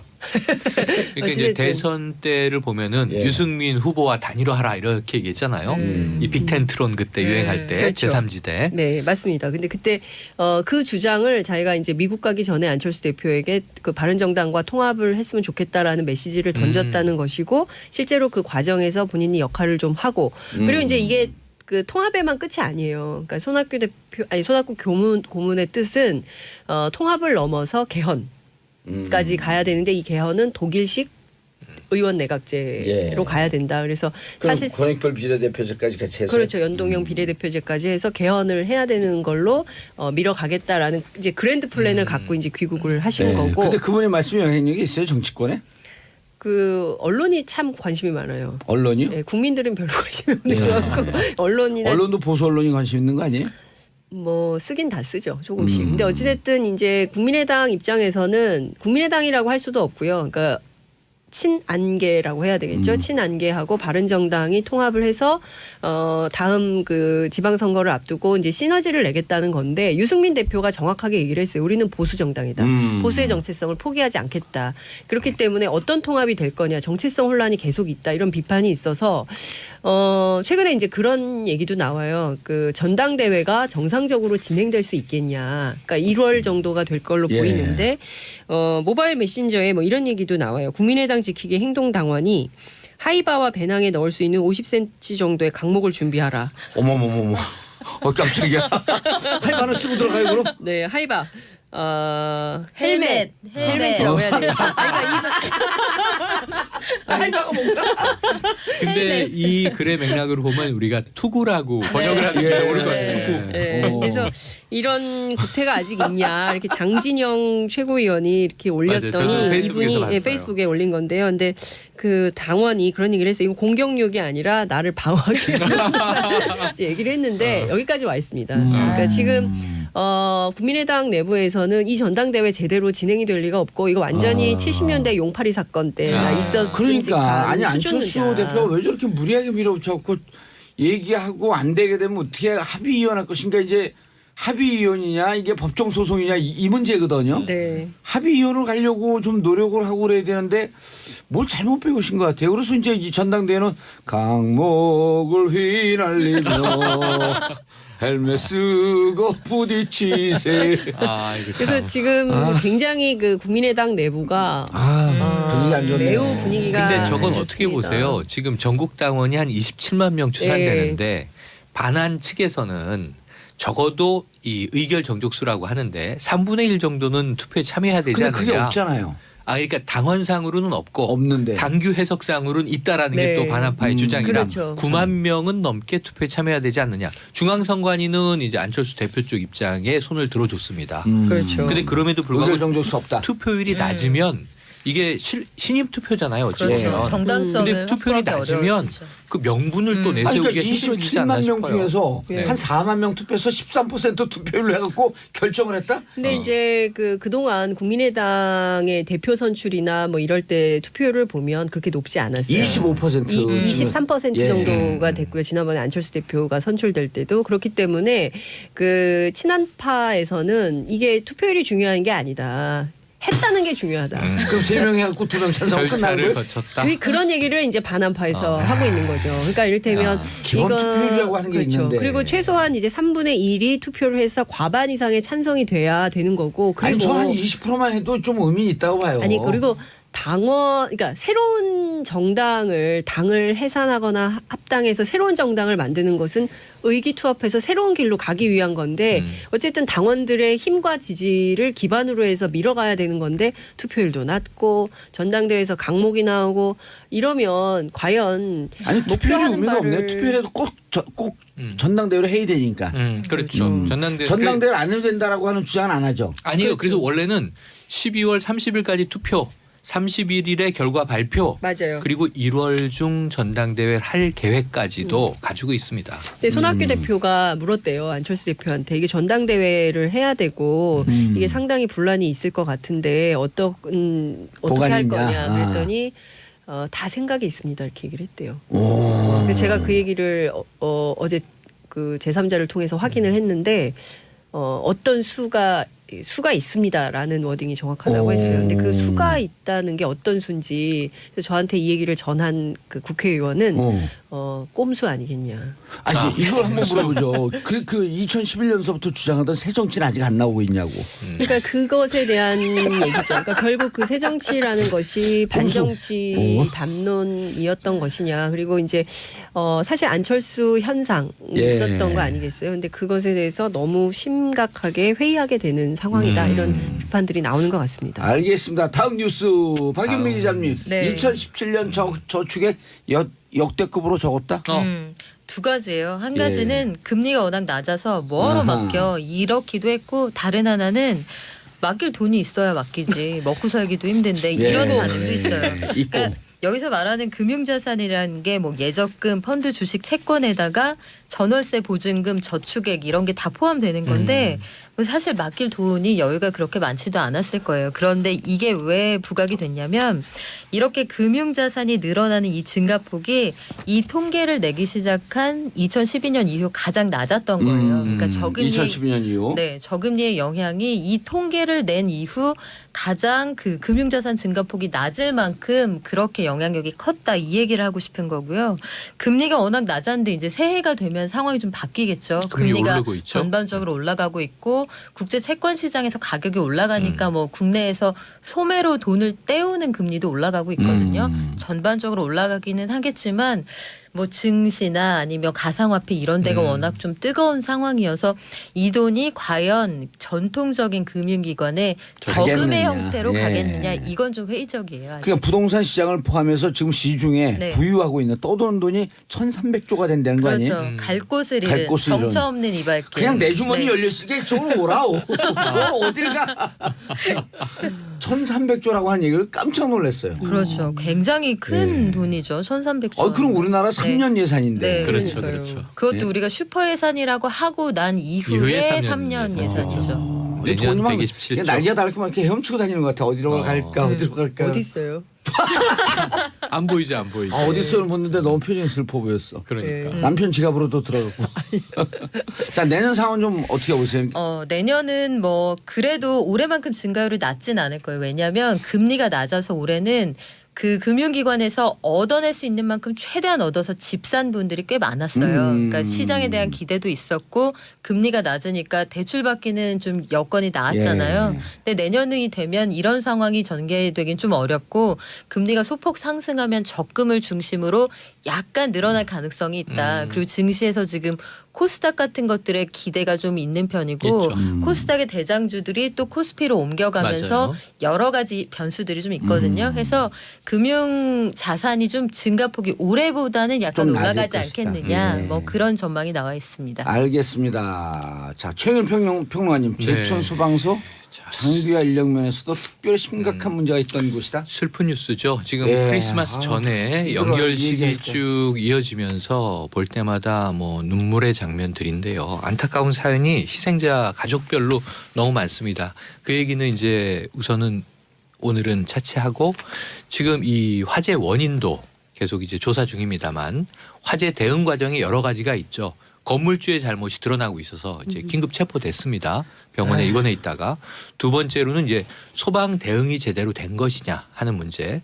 세 번째로는 우리가 재발 방지를 위해서 그럼 어떤 대책들이 추가적으로 필요하냐. 예. 사실은 좀 소방관들에 대한 또 이제 소방 당국에 대한 비판이 좀 거셌어요. 그런데 이제 소방 당국 쪽에서도 사실 현장 일선 소방관들이 좀 아주 이 힘든 애로사항들을 토로하기 시작했더라고요. 인력이 부족하다. 왜 통률이 못 깼느냐. 뭐 여러 가지 질타들이 있는데 이 대응 방식에 대한 문제는 반드시 짚어져야 되겠지만 그러면 소방 시설과 소방 인력은 장비, 충분했느냐. 인력. 장비의 네. 문제는 굉장히 제천이 열악하기로 소문나 있었다는 겁니다. 이런 좀 대형 참사에 대응할 준비가 부족했다. 근데 이것은 질적으로 부족한 것은 소방 당국이 또 책임을 져야 되는 부분이 있어 보여요. 하지만 또 예산 지원 면에서 이번 정부 들어와서 맞아요. 계속 현장 소방에 대한 인력 충원이라든가 예산 문제를 추진하고 있는데 야당은 이걸 계속 지금 또 반대하는 네. 이제 기류였죠. 오늘 이제 크리스마스 당일날 그 자유한국당의 홍준표 대표가 제천을 간다고 해요. 일전에 이제 박수현 청와대 대변인이 문재인 대통령이 이제 눈물 흘렸다.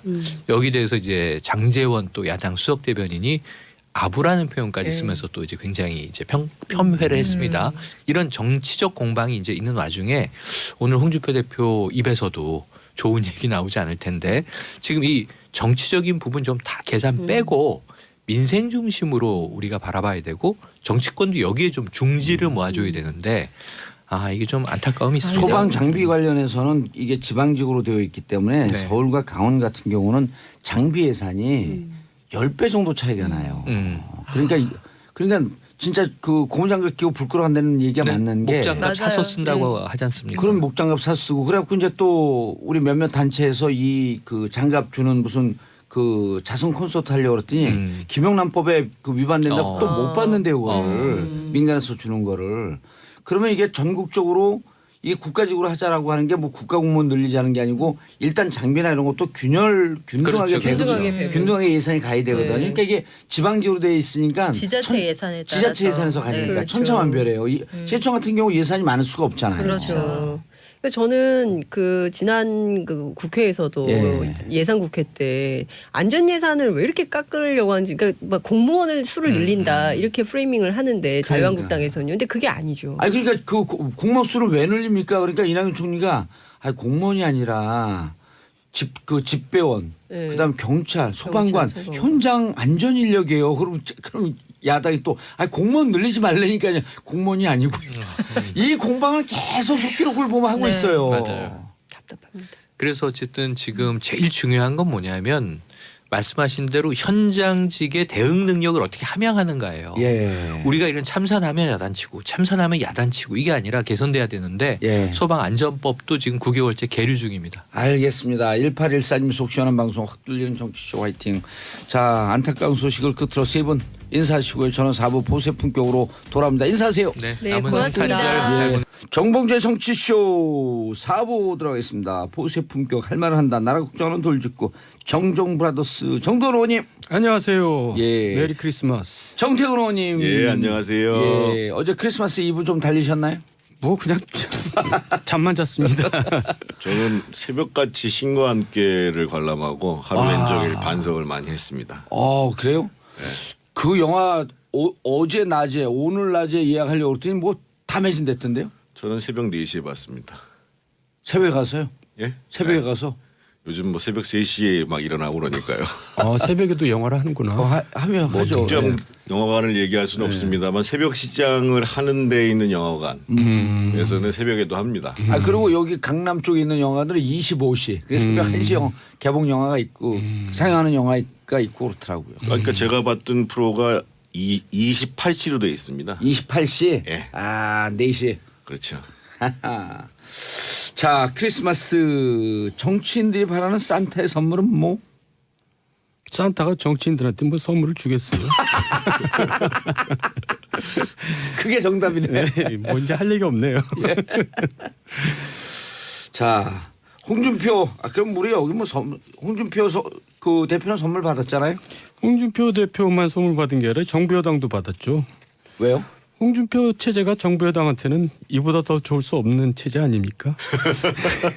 그런데 어쨌든 무죄가 나고 나서 초강경 발언을 막 치고 나가고 있거든요. 그러니까 정부 여당 좋은 거죠. 강경 발언한다고 뭐 지지율이 올라갑니까? 그러니까 자유한국당은 하여간 지금 이제 이미 여기까지예요. 한계예요. 그 자유한국당이 살 길은 세대 교체밖에 없는데 예. 그 요원해지고 있는 거죠. 그런데 방금 그 2, 3부에서 장윤성 기자가 바른정당을 그 취재를 했더니 자유한국당 의원들이 많이 전화가 온다. 아유 열심히 꼬시겠죠. 지금 뭐 김성태 원내대표도 지금 열심히 뭐 전화하고 그 아니 얘기가 그게 아니고 반대로. 반대로 자유한국당 홍준표 체제가 굳어지면서 네. 자유한국당에 있는 의원들이 네. 바른정당으로 가고 싶어서 전화를 한다. 그러니까 제가 좀 말씀을 드리면 홍 대표 얘기가 나왔으니까 그런데요. 예. 그 홍 대표 체제하에서는 못 살겠다고 하는 자유한국당 의원들이 있을 것 같아요. 제가 보기에는. 그래요? 홍 대표가 페이스북에 자기 SNS에다가 이제 그 무죄를 받고 난 다음에 첫 마디로 썼던 얘기가 패목강심이라는 말을 썼거든요.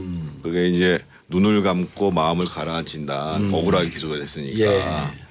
근데 이 말이 원래는 참 이 정치인들이 이렇게 어려운 말들을 많이 쓰는지 모르겠습니다만 패목강심 치화량제라고 그래가지고 이 눈을 감고 마음을 가라앉히는 것이 화를 내리티는 가장 좋은 방법이고 또 그거를 이제 수련하는 거예요. 그래서 보통은 이제 그게 옛날에 달마대사 때부터 나온 얘기인데 이제 눈을 감고 명상을 하면서 수련을 하는 거죠. 예. 그래서 이제 마음의 병을 덜어내고 이 내면을 이 성찰하는 거죠. 예, 달마대사 얘기하니까 왠지 홍준표 대표하고 좀 안 맞는 것 같은 느낌이 드는데. 그 얘기를 하려고 그러는 거예요. 그래서 패목강심을 얘기했으면 좀 마음이 좀 이렇게 가라앉아야 되는데 쓰는 말하고 실제로 본인의 상태하고는 완전히 다른 거예요. 이게 이제 그러니까 이제 여기서 이제 사람이 구분이 되는 거죠.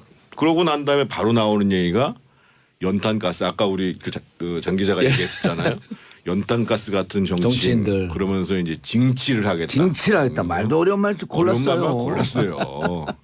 권위적인 말이죠. 아니죠. 폼 잡으려고 그러는 아 거죠. 그러니까 그게 그게 그거예요. 그렇군요. 그러니까 제가 보기에는 자유한국당 의원들 사이에서 아니 무슨 홍준표 하에서 내가 앞으로 그나마 정치인이라는 사람들이 출마라도 해야 자기가 개인기로 돌파하든 뭘로 하든 할 텐데 예. 이 공천도 못 받을 가능성이 있겠다 아하. 싶은 생각이 드니까 사람들 입장에서 보면 오히려 바른정당하고 국민의당이 통합하면 그래도 거기서 내가 조금 준비를 잘해서 다음 걸 내다볼 수 있지 않겠느냐. 그리고 조금 전에 이제 우리 정돈 전 의원님도 말씀하셨습니다만 지금 자유한국당이 지금 현재는 2당이지만 계속 2당 1이라는 보장이 없어요. 예. 내년 그렇네요. 지방선거에서 만약에 성공하지 못하면 2당의 지위를 유지하지 못하면 제가 보기에는 거의 급전직하라고 봐요. 이것도 어려운 얘기구나. 바로 그냥 내려갈 가능성이 있어요. 그리고 더더군다나 지방선거 때는 각 시도별로 비례 정당 투표를 하잖아요. 예. 근데 그렇죠. 정당 투표에서 부분적으로 예를 들면 수도권에서 자유한국당이 2등했다는 보장이 어디 있어요? 그러니까 과거에 홍준표 대표 한 적이 있었거든요. 근데 조금 하다가 이제 사실 뭐 표현이 뭐하지만 쫓겨났는데 그게 왜 그게 그러냐면 2001년도예요, 그게. 그게 왜 그러냐면 아닙니다. 2011년도. 2011년도. 왜냐하면 2012년 총선을 홍준표 간판으로는 도저히 치를 수가 없다는 공감대 때문에 그런 거거든요. 그러니까 내년 지방선거를 홍준표 간판으로 치를 수가 있을까? 이제 그런 회의도 또 막 작용할 겁니다. 그리고 홍준표 대표 스스로 대구, 부산, 울산, 경남, 인천, 경기 6개 광역시 중에 하나라도 빠지면은 6개 이기지 못하면 대표 그만두겠다 이렇게 선언하지 않았나요? 했었죠. 근데 그렇게 얘기를 해도 해야죠. 그러면 그거 얘기도 못하면 대표 자리를 유지하겠어요? 아니 그러면 이제 실질적으로 한 서너 개 너댓 개 된다 그러면 아니, 대표 또- 물러나나? 그때 가서는 내가 선거를 독려하기 위해서 그런 얘기였고 그런 마음으로 최선을 다하자는 뜻이었다고 얘기를 하겠죠. 홍준표 물론 안 빙의하신 했어요. 것 같아. 좀 심한 것 같긴 한데 예. 그게 일반적인 정서 아닙니까? 그럼 홍준표 대표 체제하에서 아까 나오고 싶어하는 의원들이 좀 있을 것이다. 근데 또 자유그 일각에서는 바른정당에서 자유한국당으로 가고 싶어하는 의원들도 좀 있는 것 같고. 그런데 통합이 되면 그러진 않을 것이다. 또 이런 주장을 하는 분들도 있고. 어떻게 봐야 돼요? 지금 현재 바른정당 내에서 통합에 이탈하겠다고 거론되시는 분이 두 분 있잖아요. 예. 그 이제 이학재 의원하고 김세현 의원인데 예. 그리고 이제 자치단체장을 맡고 있는 우리 남경필 지사하고 원희룡 제주지사가 지금 이제 애매한 입장. 예를 들면 남경필 지사 같은 경우는 보수 대통합이 우선이다 이렇게 얘기를 하고 있고 원희룡 지사는 별 의견을 표현하지 않고 제가 주변에 얘기를 들어보면 이렇게 가면 오히려 무소속으로 도지사의 재선에 도전해야 되는 거 아니냐 뭐 이런 다시 출마를 고민도 원지사 본인의 얘기는 아니고 측근들의 얘기입니다. 그러면 사실은 이번에 바른정당하고 국민의당이 통합하는 데 있어서 상당한 국민의당 내부의 혼란과 출혈을 각오하고 한다 그러면 예. 적어도 바른정당 내부에서는 이 통합에 적극적으로 특히 이제 이 김세현 의원 같은 분들이 부산에서 중요하니까요. 그리고 이제 그래서 저는 유승민 대표도 그렇고 안철수 대표도 그렇고 이 통합 과정에 있어서 원희룡이나 남경필이나 김세현이나 이런 분들이 통합에 합류하도록 만드는 것이 이번 통합 과정을 보다 더 성공적으로 만드는 것이 아닌가라고 생각을 해야 되는데 거기까지 생각하기보다는 지금 국민의당 내부를 지금 정리를 못 해가지고 지금 상당히 곤혹스러운 처지에 있는 거죠. 예. 정도원 의원님. 네. 실질적으로 지금 그 국민의당과 바른정당이 이제 그 뭐 과정 복잡성 이런 걸 좀 그 뒤에 다시 말씀드리고 통합하게 되면 국민들의 관심이 좀 올라갈 것 같아요. 어떨 것 같아?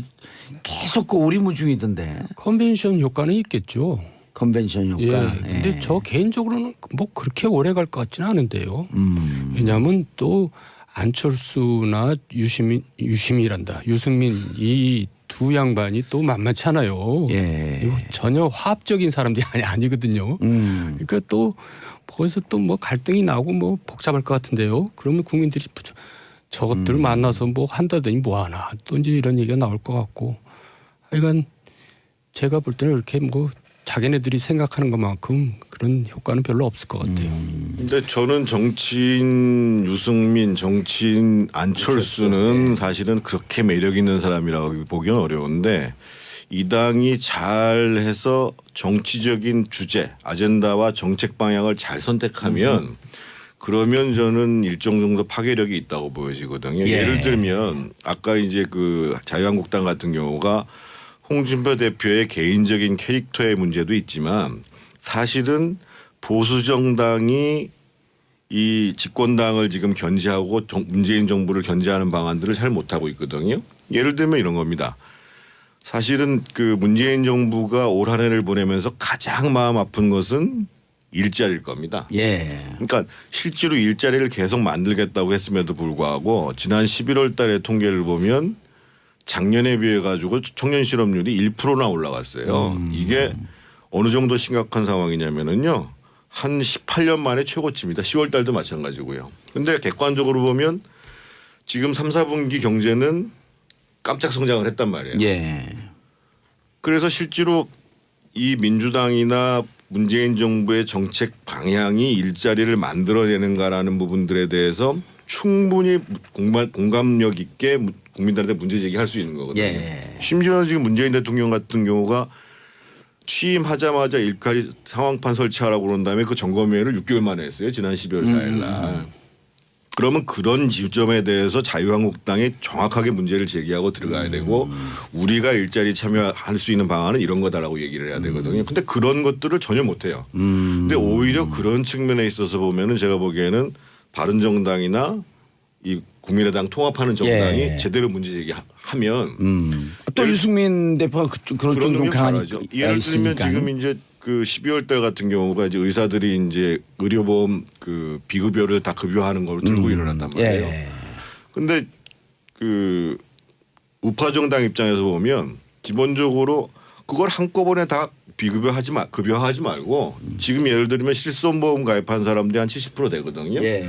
그것 외에 다른 사람들 것만 우선적으로 하고 단계적으로 가자. 뭐 일단 이렇게 실손보험 들어간 사람이 그렇죠. 있으니까 현실적으로. 예. 그래서 이 기존의 자유한국당이 못하던 것을 가지고 실제로 정책적 대립값들을 만들어줄 수 있으면 그러면 다르다는 거죠.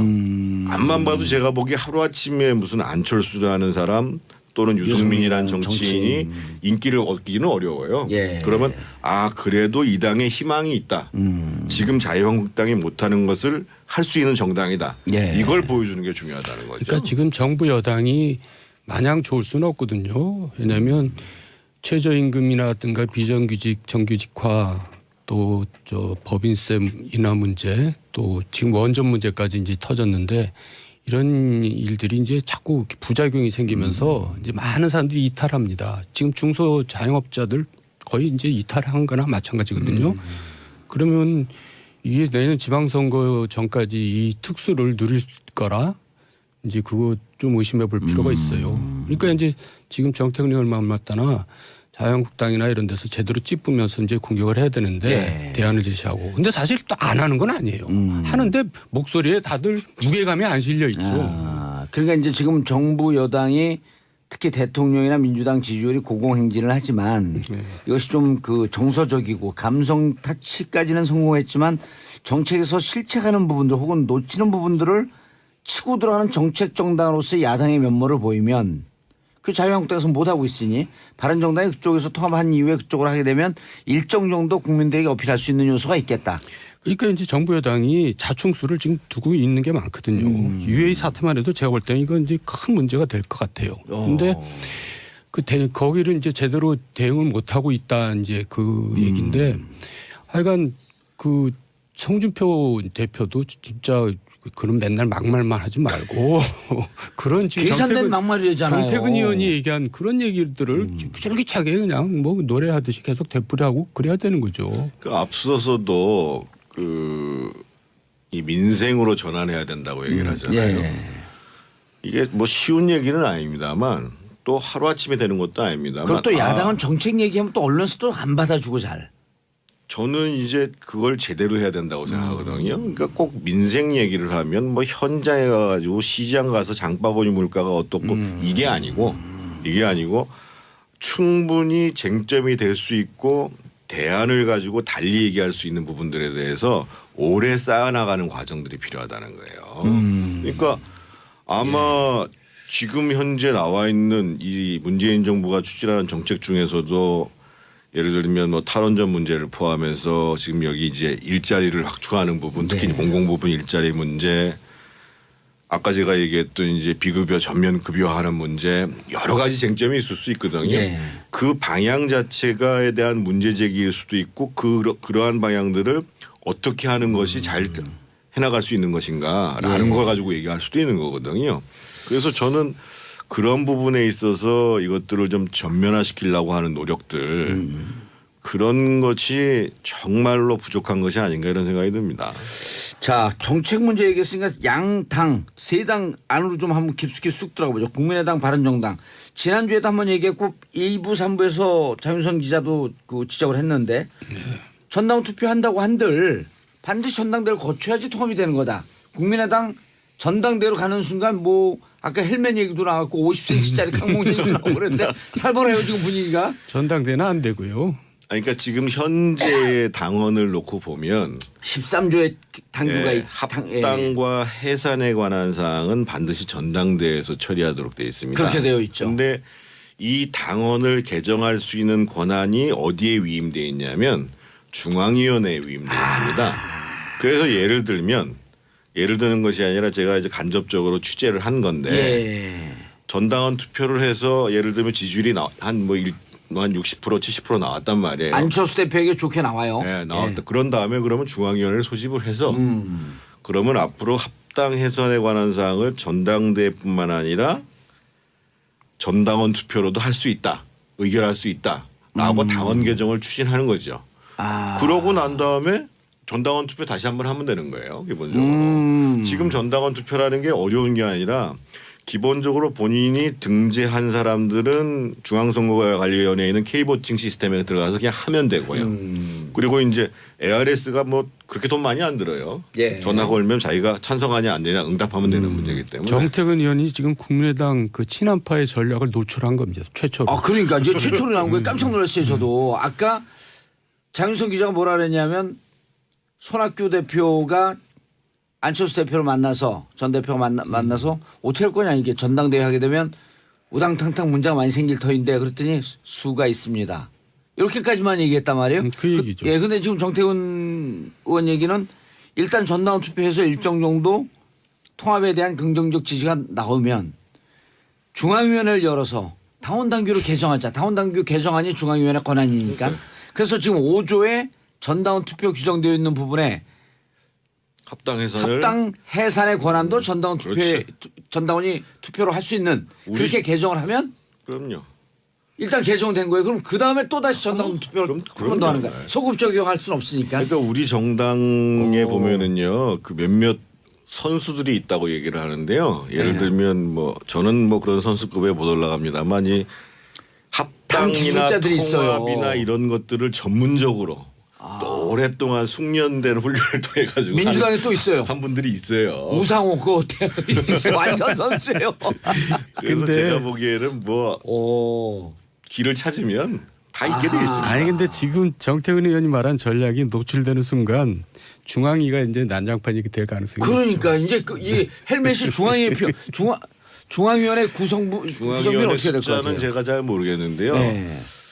지난번에 당무위원회가 난장판이 될 것 같았지만 진행됐잖아요. 그렇죠. 그러니까 아마 중앙위원회의 구성 분포도 당무위원회하고 거의 비슷한 비슷하다.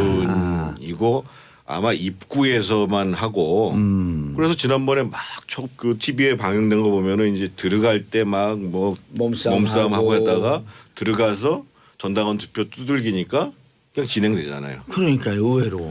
그래서 제가 보기에 아마 그 통합을 추진하시는 안철수 대표를 중심으로 한 그룹들 입장에서 보면 실질적으로 전당원 투표에서 지지율을 얼마나 올릴 것인가. 그래서 최소한 뭐 65% 70%까지 끌어올리는 것이 큰 고개를 넘어가는 일이 될 것이고 지금 중도파라고 얘기하시는 분들이 또한 유보파가 11명쯤 돼요. 있잖아요. 예.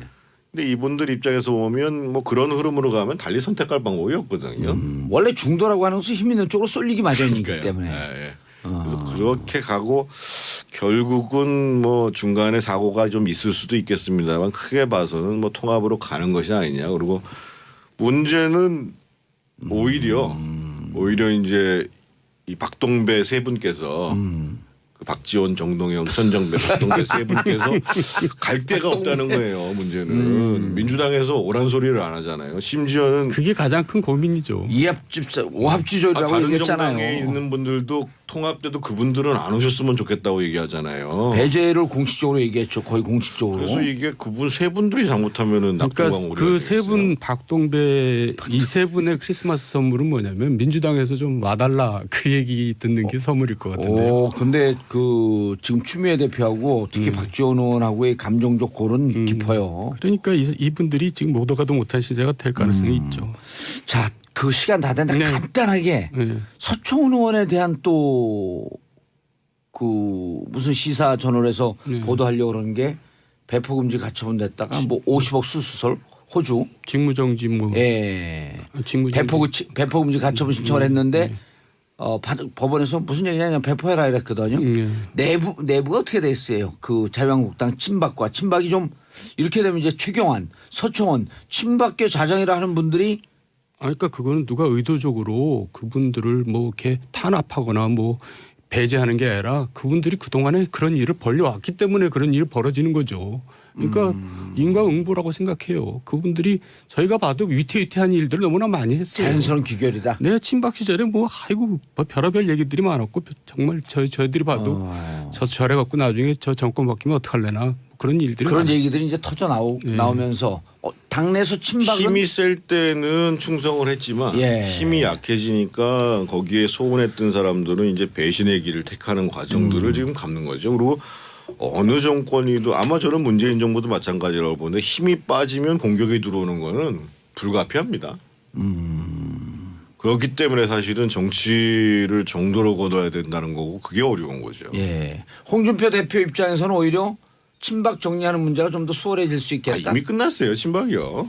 뭐 정리 이제 뭐 이제 수순을 밟고 있는 바른강당 거죠. 내에서는 친박 아니 저는 사실 홍 대표가 가만히 있어도 되는데 굳이 그걸 또 연탄가스 얘기를 하면서까지 자극을 할 이유가 저는 없다고 봅니다. 알겠습니다. 정도원 의원님, 정태근 의원님 인사하시고요. 네, 메리 크리스마스. 예, 예. 저는 내일 오전 10시 5분에 다시 찾아뵙겠습니다. 메리 크리스마스. 남은 크리스마스 잘 보내시기 바라겠습니다. 오드리 판사가 이렇게 얘기를 해요. 수사한 내용을 밝히지 마라. 밝히지 마라. 네. 그리고 오드리 판사는 다른 데로 근무지가 변경되고 갑니다. 아 그래요. 예. 그 미국에서도 네. 예, 이게 뭐 국가가 이게 뭔가 있지 않으면요. 네, 도저히 영향력을 발휘하신 것 같은. 불가능한 일이 벌어진 거예요. 그렇죠. 이게 예. 개인 입장에서 아마 국가 간 영향력을 행사하기는 좀 힘들지 않나요? 그렇죠. 네. 국가 간 뭔가가 있어서 협조 요청을 했든지 네. 아니면 동결을 했다고 자기는 주장하는데 동결도 안 하고 있었든지 동결한 걸 풀었든지 네. 이게 다 조사해야 되는데 미국 거는 조사를 못 하거든요. 그렇죠. 그러니까 우리 외교부하고 청와대만 조사하면 돼요. 그래도.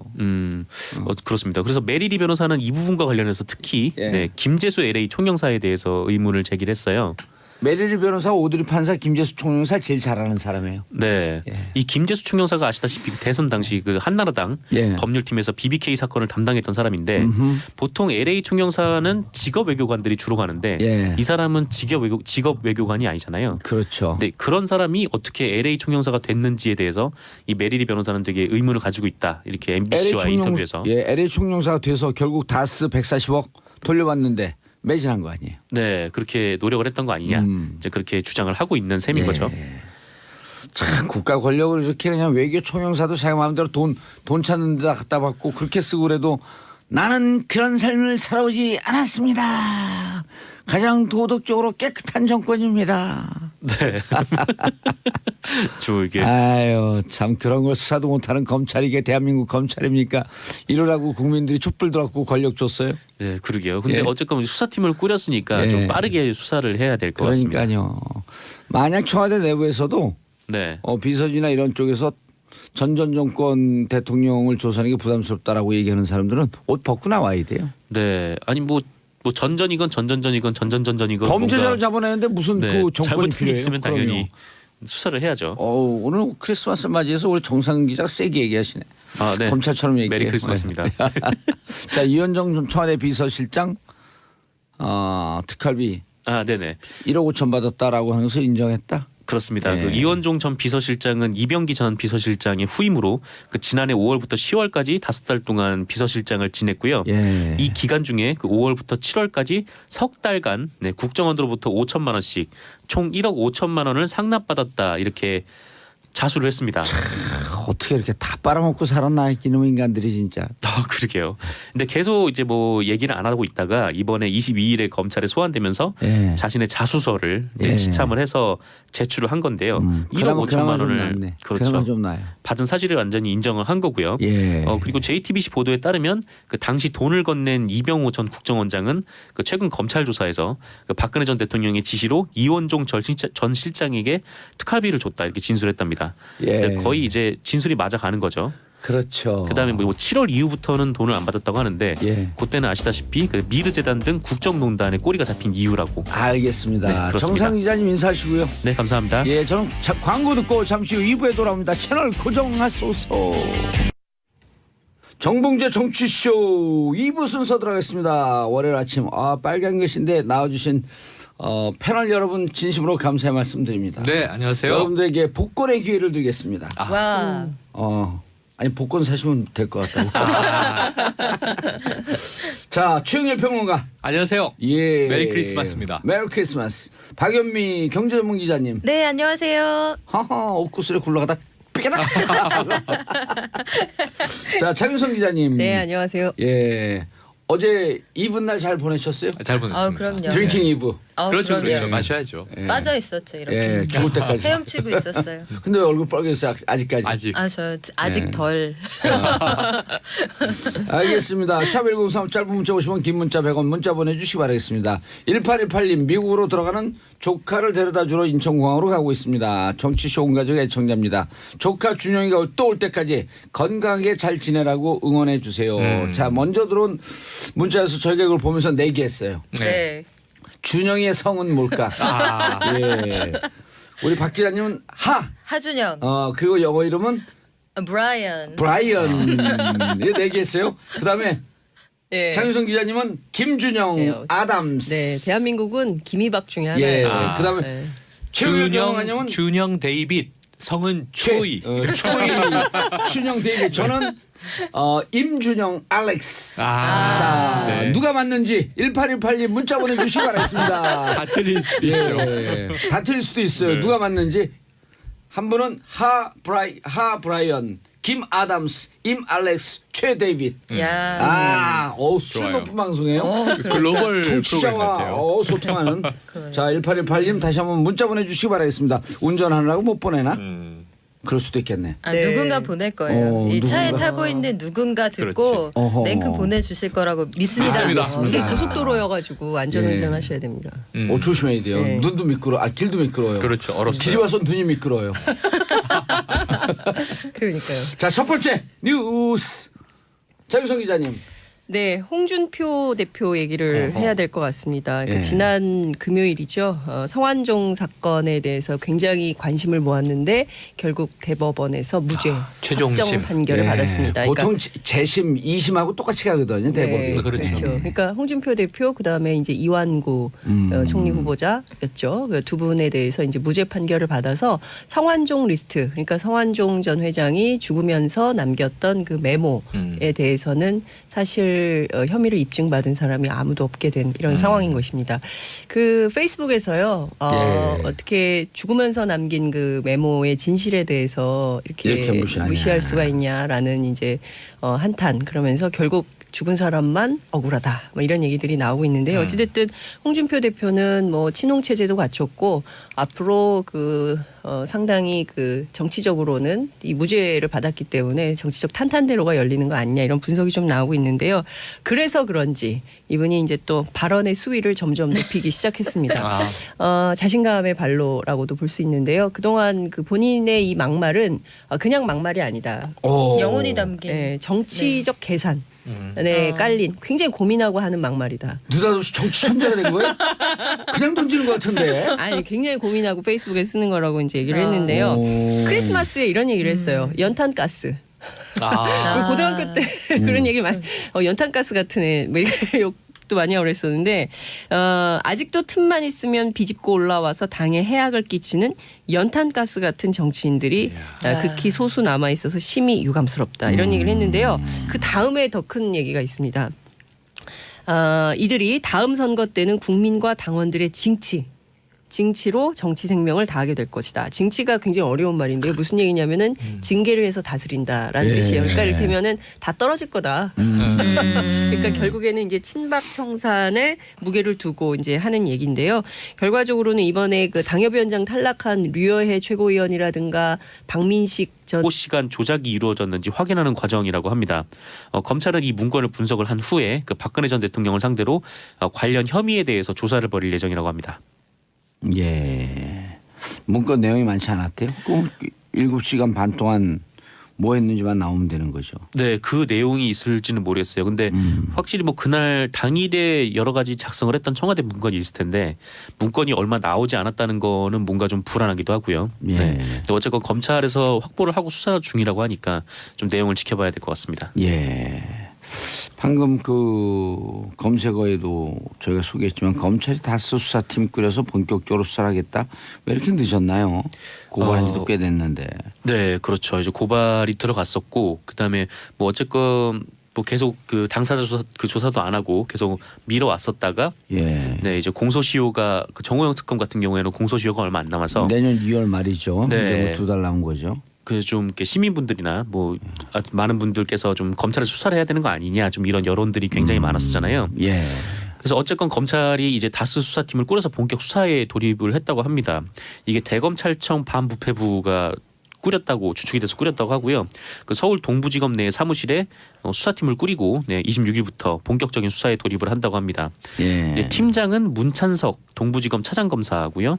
노만석 인천지검 특수부장과 평검사 2명, 수사관, 회계분석가, 그다음에 자금 추적 관련 지원 인력 등 총 10여 명 규모로 꾸려졌다고 합니다. 예. 뭐 검찰에 따르면은 이 수사는 2가지 갈래로 이루어진다고 하는데 이 특별수사팀에서는 비자금 조성 관련된 내용을 수사를 할 예정이라고 해요. 그러니까 다스 실소유주가 이명박 전 대통령의 형 이상은 씨와 공모해서 2003년부터 2008년까지 다스의 해외 원자재 가격을 부풀리는 수법으로 약 120억 원의 비자금을 만들고 국세청 추적을 피하기 위해서 이를 차명 계좌에 넣어서 관리한 혐의, 그러니까 비자금을 조성한 혐의를 이 수사팀이 수사를 할 예정이고요. 공소시효가 얼마 안 남은 정호영 BBK 특검팀이 이 비자금을 파악하고도 묵인했다는 의혹 관련해서도 이 수사팀에서 수사를 한다고 합니다. 예. 그리고 또 하나 갈래가 있는데 그러니까 직권남용과 관련된 부분이에요. 아하. 네, 이 다스 부분은 돈 140억 돌려받은 거요? 네네. 그때 이제 과연 청와대가 개입을 했느냐, 국가기관이 개입을 했느냐 이제 이 부분인데 이거는 서울중앙지검 첨단범죄수사 1부가 지금 수사 중에 있다고 합니다. 이명박 전 대통령 재임 기간 중에 다스 투자 피해금 140억 원을 돌려보낸 스위스 계좌로부터요? BBK 피해자가 아니라 다스로 돌려준 그 정황에 대해서 수사를 하고 있는데요. MBC는 어제 이와 관련해서 BBK 주가 조작 피해자 측 소송 대리인하고 인터뷰를 했더라고요. 근데 이 메리리 변호사라는 분인데 메리리 있는 LA 변호사죠. 네, LA 저도 변호사죠. 잘 아는 변호사예요. 아, 잘 아시나요? 네, 수시로 통화했었습니다. 아, 네, 그렇군요. 이 메리리 변호사하고 통화를 했을 때 이 메리리 변호사는 청와대와 외교부 그다음에 여러 권력이 움직여서 결국 다스가 그 돈을 뺏어갔다 이렇게 어제 MBC에 나와서 주장을 했습니다. 왜냐하면 메리리 변호사는 옵셔널 벤처스 그러니까 소액 투자자들 피해자들 그분들을 대리해서 지금 계속 몇 년간 수년간 지금 재판 소송 진행 중이거든요. 네네. 예. 그리고 미국 검사. 네. 검사 이름 변화가 잊어먹었네. 그 검사가 왜 이렇게 돈을 찾아갔냐. 이걸 그 재판부가 오드리 판사네. 오드리. 네네. 오드리 판사가 오드리 판사. 검사에게 지시를 해요. 6개월 동안 기간을 주고 네. 조사해라. 어떻게 이렇게 동결을 했는데 어떻게 찾아갔냐. 스위스 은행으로부터 다스가. 네네. 그래서 6개월 정도 조사를 하고 난 다음에 딱 끝난 다음에 정봉주의 정치쇼 안녕하세요. 마성의 중독성 대체 불가 정봉주의 정치쇼 정봉주입니다. 크리스마스에서 헛갈렸어요. 자, 지금 이 시간 여러분이 가장 많이 찾으면 실시간 검색어 체크해봅니다. 성탄절 전국소 성탄 미사 예배 크리스마스 관련 검색어가 줄을 잇고 있습니다. 자, 가짜 수능 성적표 온라인에서 판매 중이다. 부모 속이거나 자기 과시용으로 판매하고 있다. 허허, 큰일입니다.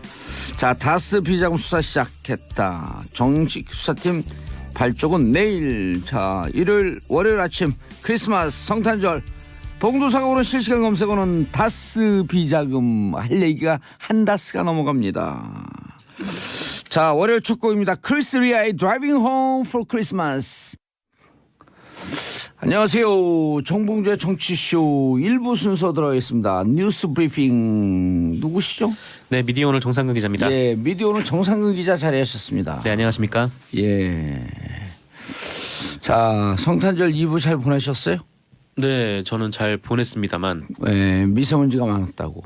네, 미세먼지가 많아가지고 어제는 네. 그래도 비가 와가지고 좀 괜찮았는데 오늘은 날이 막던데요? 네, 오늘은 좀 막더라고요. 예. 비가 많이 와서 그런가. 엊그제는 23일은 정말 미세먼지가 많더라고요. 오다가 보니까 도봉산 삼각산이 아주 깔끔하게 눈앞에 보이더라고요. 네, 맞아요. 눈이 오늘 많이 온 모습으로. 모처럼 진짜. 예. 네. 화이트 크리스마스가 아니라 뭐 옐로우 크리스마스다 뭐 이런 얘기도 막 돌던데. 어제요? 예. 크리스마스는 오늘이에요. 어제는 2부였었고. 그렇죠. 그 오늘 화이트 크리스마스예요. 근데 이분날 이제 눈이 내려야 이제 화이트 크리스마스가 되는 거잖아요. 그렇죠. 네. 화이트 크리스마스 됐어요. 네, 미세먼지가 워낙 많이 껴가지고. 네. 알겠습니다. 샵1035 짧은 문자 50원 긴 문자 100원 문자 보내주시기 바라겠습니다. 윤정아님, 뽕도사님 메리 크리스마스, 황영탁님 메리다스 메리봉주 제발 다스 좀 해결해 주세요. 검찰한테 얘기해야 돼요. 그다음에 정호영 특검은 네. 비자금이 아니었다? 직원의 횡령이었다? 네, 그럼 그렇게 직원 횡령은 왜 얘기를 했죠. 수사를 안 했나요? 그럼 만약에 직원 횡령이 걸렸으면은 최소한 다른 부서라도 넘겼어야 되는 거 아니에요? 아니 120억이에요 횡령이. 네, 이게 한두 푼도 아니고 상당한 규모인데. 예. 횡령 배임은 그것도 뭐 10억이 넘어가면 그 무기징역까지 살릴 수 있는 거거든요. 네. 그걸 인정하고 배임 횡령이다. 그럼 배임 횡령 눈 감아주면 자기는 방조범이네.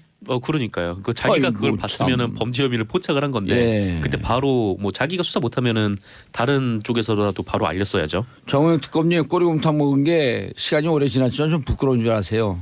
자녀들 보기에, 그러게요. 근데 막 그 사회 보기에, 역사를 보기에 좀 부끄러운 줄 알아야죠. 그렇죠. 근데 뭐 올해가 거의 다 지나가지 않았습니까? 예. 공소시효가 지금 한 2달여 정도밖에 남지 제가 않은 맨날 상황이다. 그러잖아요. 법의 공소시효는 끝나도 역사의 네. 공소시효는 끝나지 않는다. 중요한 말씀입니다. 그럼요. 네. 자, 제천 화재 희생자 연결식 엄수. 네. 아유, 저는 가슴이 아파서 기사를 못 보겠더라고요. 그러게요. 그 지금 당시에 있었던 한 분들 모두가 다 사연이 있는 우리 주변의 뭐 이웃들이고 그럼요. 그러다 보니까 뭐 그런 얘기들이 나와서 굉장히 좀 가슴을 아프게 하는데요. 그 어쨌든 뭐 설레고 즐거운 크리스마스 이브가 제천 시민들에게는 가슴 아픈 이별의 날이 됐습니다. 예. 그러니까 어제 제천에도 비가 내렸다고 하는데 언론들은 이게 눈물 젖은 크리스마스, 뭐 통곡의 예. 도시 이런 표현을 쓰면서 어제 연결식의 분위기를 보도를 했습니다. 그리고 화재 현장 그 사우나 2층 여자 사우나가 네네. 불법으로 그냥 이것저것 뭡니까 비상구를 다 막아버렸다는 거 아니에요? 그게 그 짐들이 있잖아요. 그러니까 예. 여성 목욕탕 같은 경우에는 좀 짐을 좀 들고 가야 되는 경우들이 있어가지고 예. 그 짐을 좀 많이 들고 오신 분들이 계셨고 이제 그분들이 뭐 자주 사우나에 오시는 분들은 그 짐을 쌓아놨는데 이거를 목욕탕에서 통제를 하지 않았는지 그 짐들이 비상구에 뭐 막아놓은 일종의 이제 그 짐 칸 같은데 이제 다 쌓여져 있었던 거예요. 그래서 비상구로 나갔어야 목욕 바구니를 되는데, 보관하는 락커처럼. 예, 락커처럼 그런 좀 큰 구조물이 있었던 모양입니다. 그래서 거기로 비상구로 나가야 되는데 그게 막고 있어가지고 못 나갔다고 하죠. 근데 이게 소방 점검을 11월 달에 했었대요. 그 소방 점검을 했는데 이때 화재 감지기가 작동 불량 상태였다고 하고요. 2층 여탕은 아예 점검을 안 했답니다. 그래서 이 소방 당국이 봤을 때 만약에 저기 비상구가 확보를 돼야 되는 거는 좀 분명하니까 예. 저거를 치우라고 했었어야 되는데 그거를 이제 확인을 못했다는 거죠. 그게 뭐 소방 당국의 문제인지 아니면 건물의 문제였는지 뭐 그건 아직 밝혀진 바가 없습니다만은. 안전 점검은 아무리 많이 해도 부족하지 않은데 그걸 왜 그랬을까요? 네, 그러게요. 또 그래서 이제 이 화재 감지기가 당시에 불이 났을 때 작동 불능 상태였다고 하고 또 소화기도 처음에 꺼내서 썼는데 그것도 잘 안 나갔다라고 하더라고요. 그래서 이게 점검 이후에 뭔가 지적이 좀 나왔을 텐데 요거를 이행하지 않았던 모양인지 네 어쨌건 이렇게 지적이 됐음에도 불구하고 좀 피해를 더 줄일 수 있었는데 좀 그 부분에서 좀 아쉬운 상황이기도 하죠. 맨날 사고 나면 그 이후에 그냥 이것 못했고 저것 못했고 요것만 했으면은 안전사가 왔났을 텐데 하는 이 아쉬움 후에 회한 이걸 언제쯤 없을까요? 그래서 좀 안전 불감증 사회를 좀 확 뜯어 고쳐야 돼요. 네, 뭐 결국 이제 안전 불감증이 좀 문제였던 거고. 그리고 드라이비트 그 외벽에 사는 거 그거 규제해야 돼요 이제. 네, 그리고 이제 뭐 골목길 불법 주차 같은 경우에도 좀 어느 정도 좀 다시 좀 점검을 해볼 필요가 있지 않나 그렇게 생각이 좀 들고요. 어쨌건 연결식 얘기를 좀 마무리 드리면은 어제 연결식은 총 29분 중 19분에 대해서 엄수가 됐고요. 23일에 장례 절차가 마무리된 분도 계시고 오늘하고 내일 연결식이 엄수되는 분도 계십니다. 합동분향소가 마련됐던 제천 실내체육관에는 그 이틀간 총 3,800분이나 되는 시민분들이 다녀가셔서 희생자를 추모하고 슬픔을 나누셨다고 하네요. 아유, 가족들 어떻게 위로를 해야지 좋을지 모르겠어요.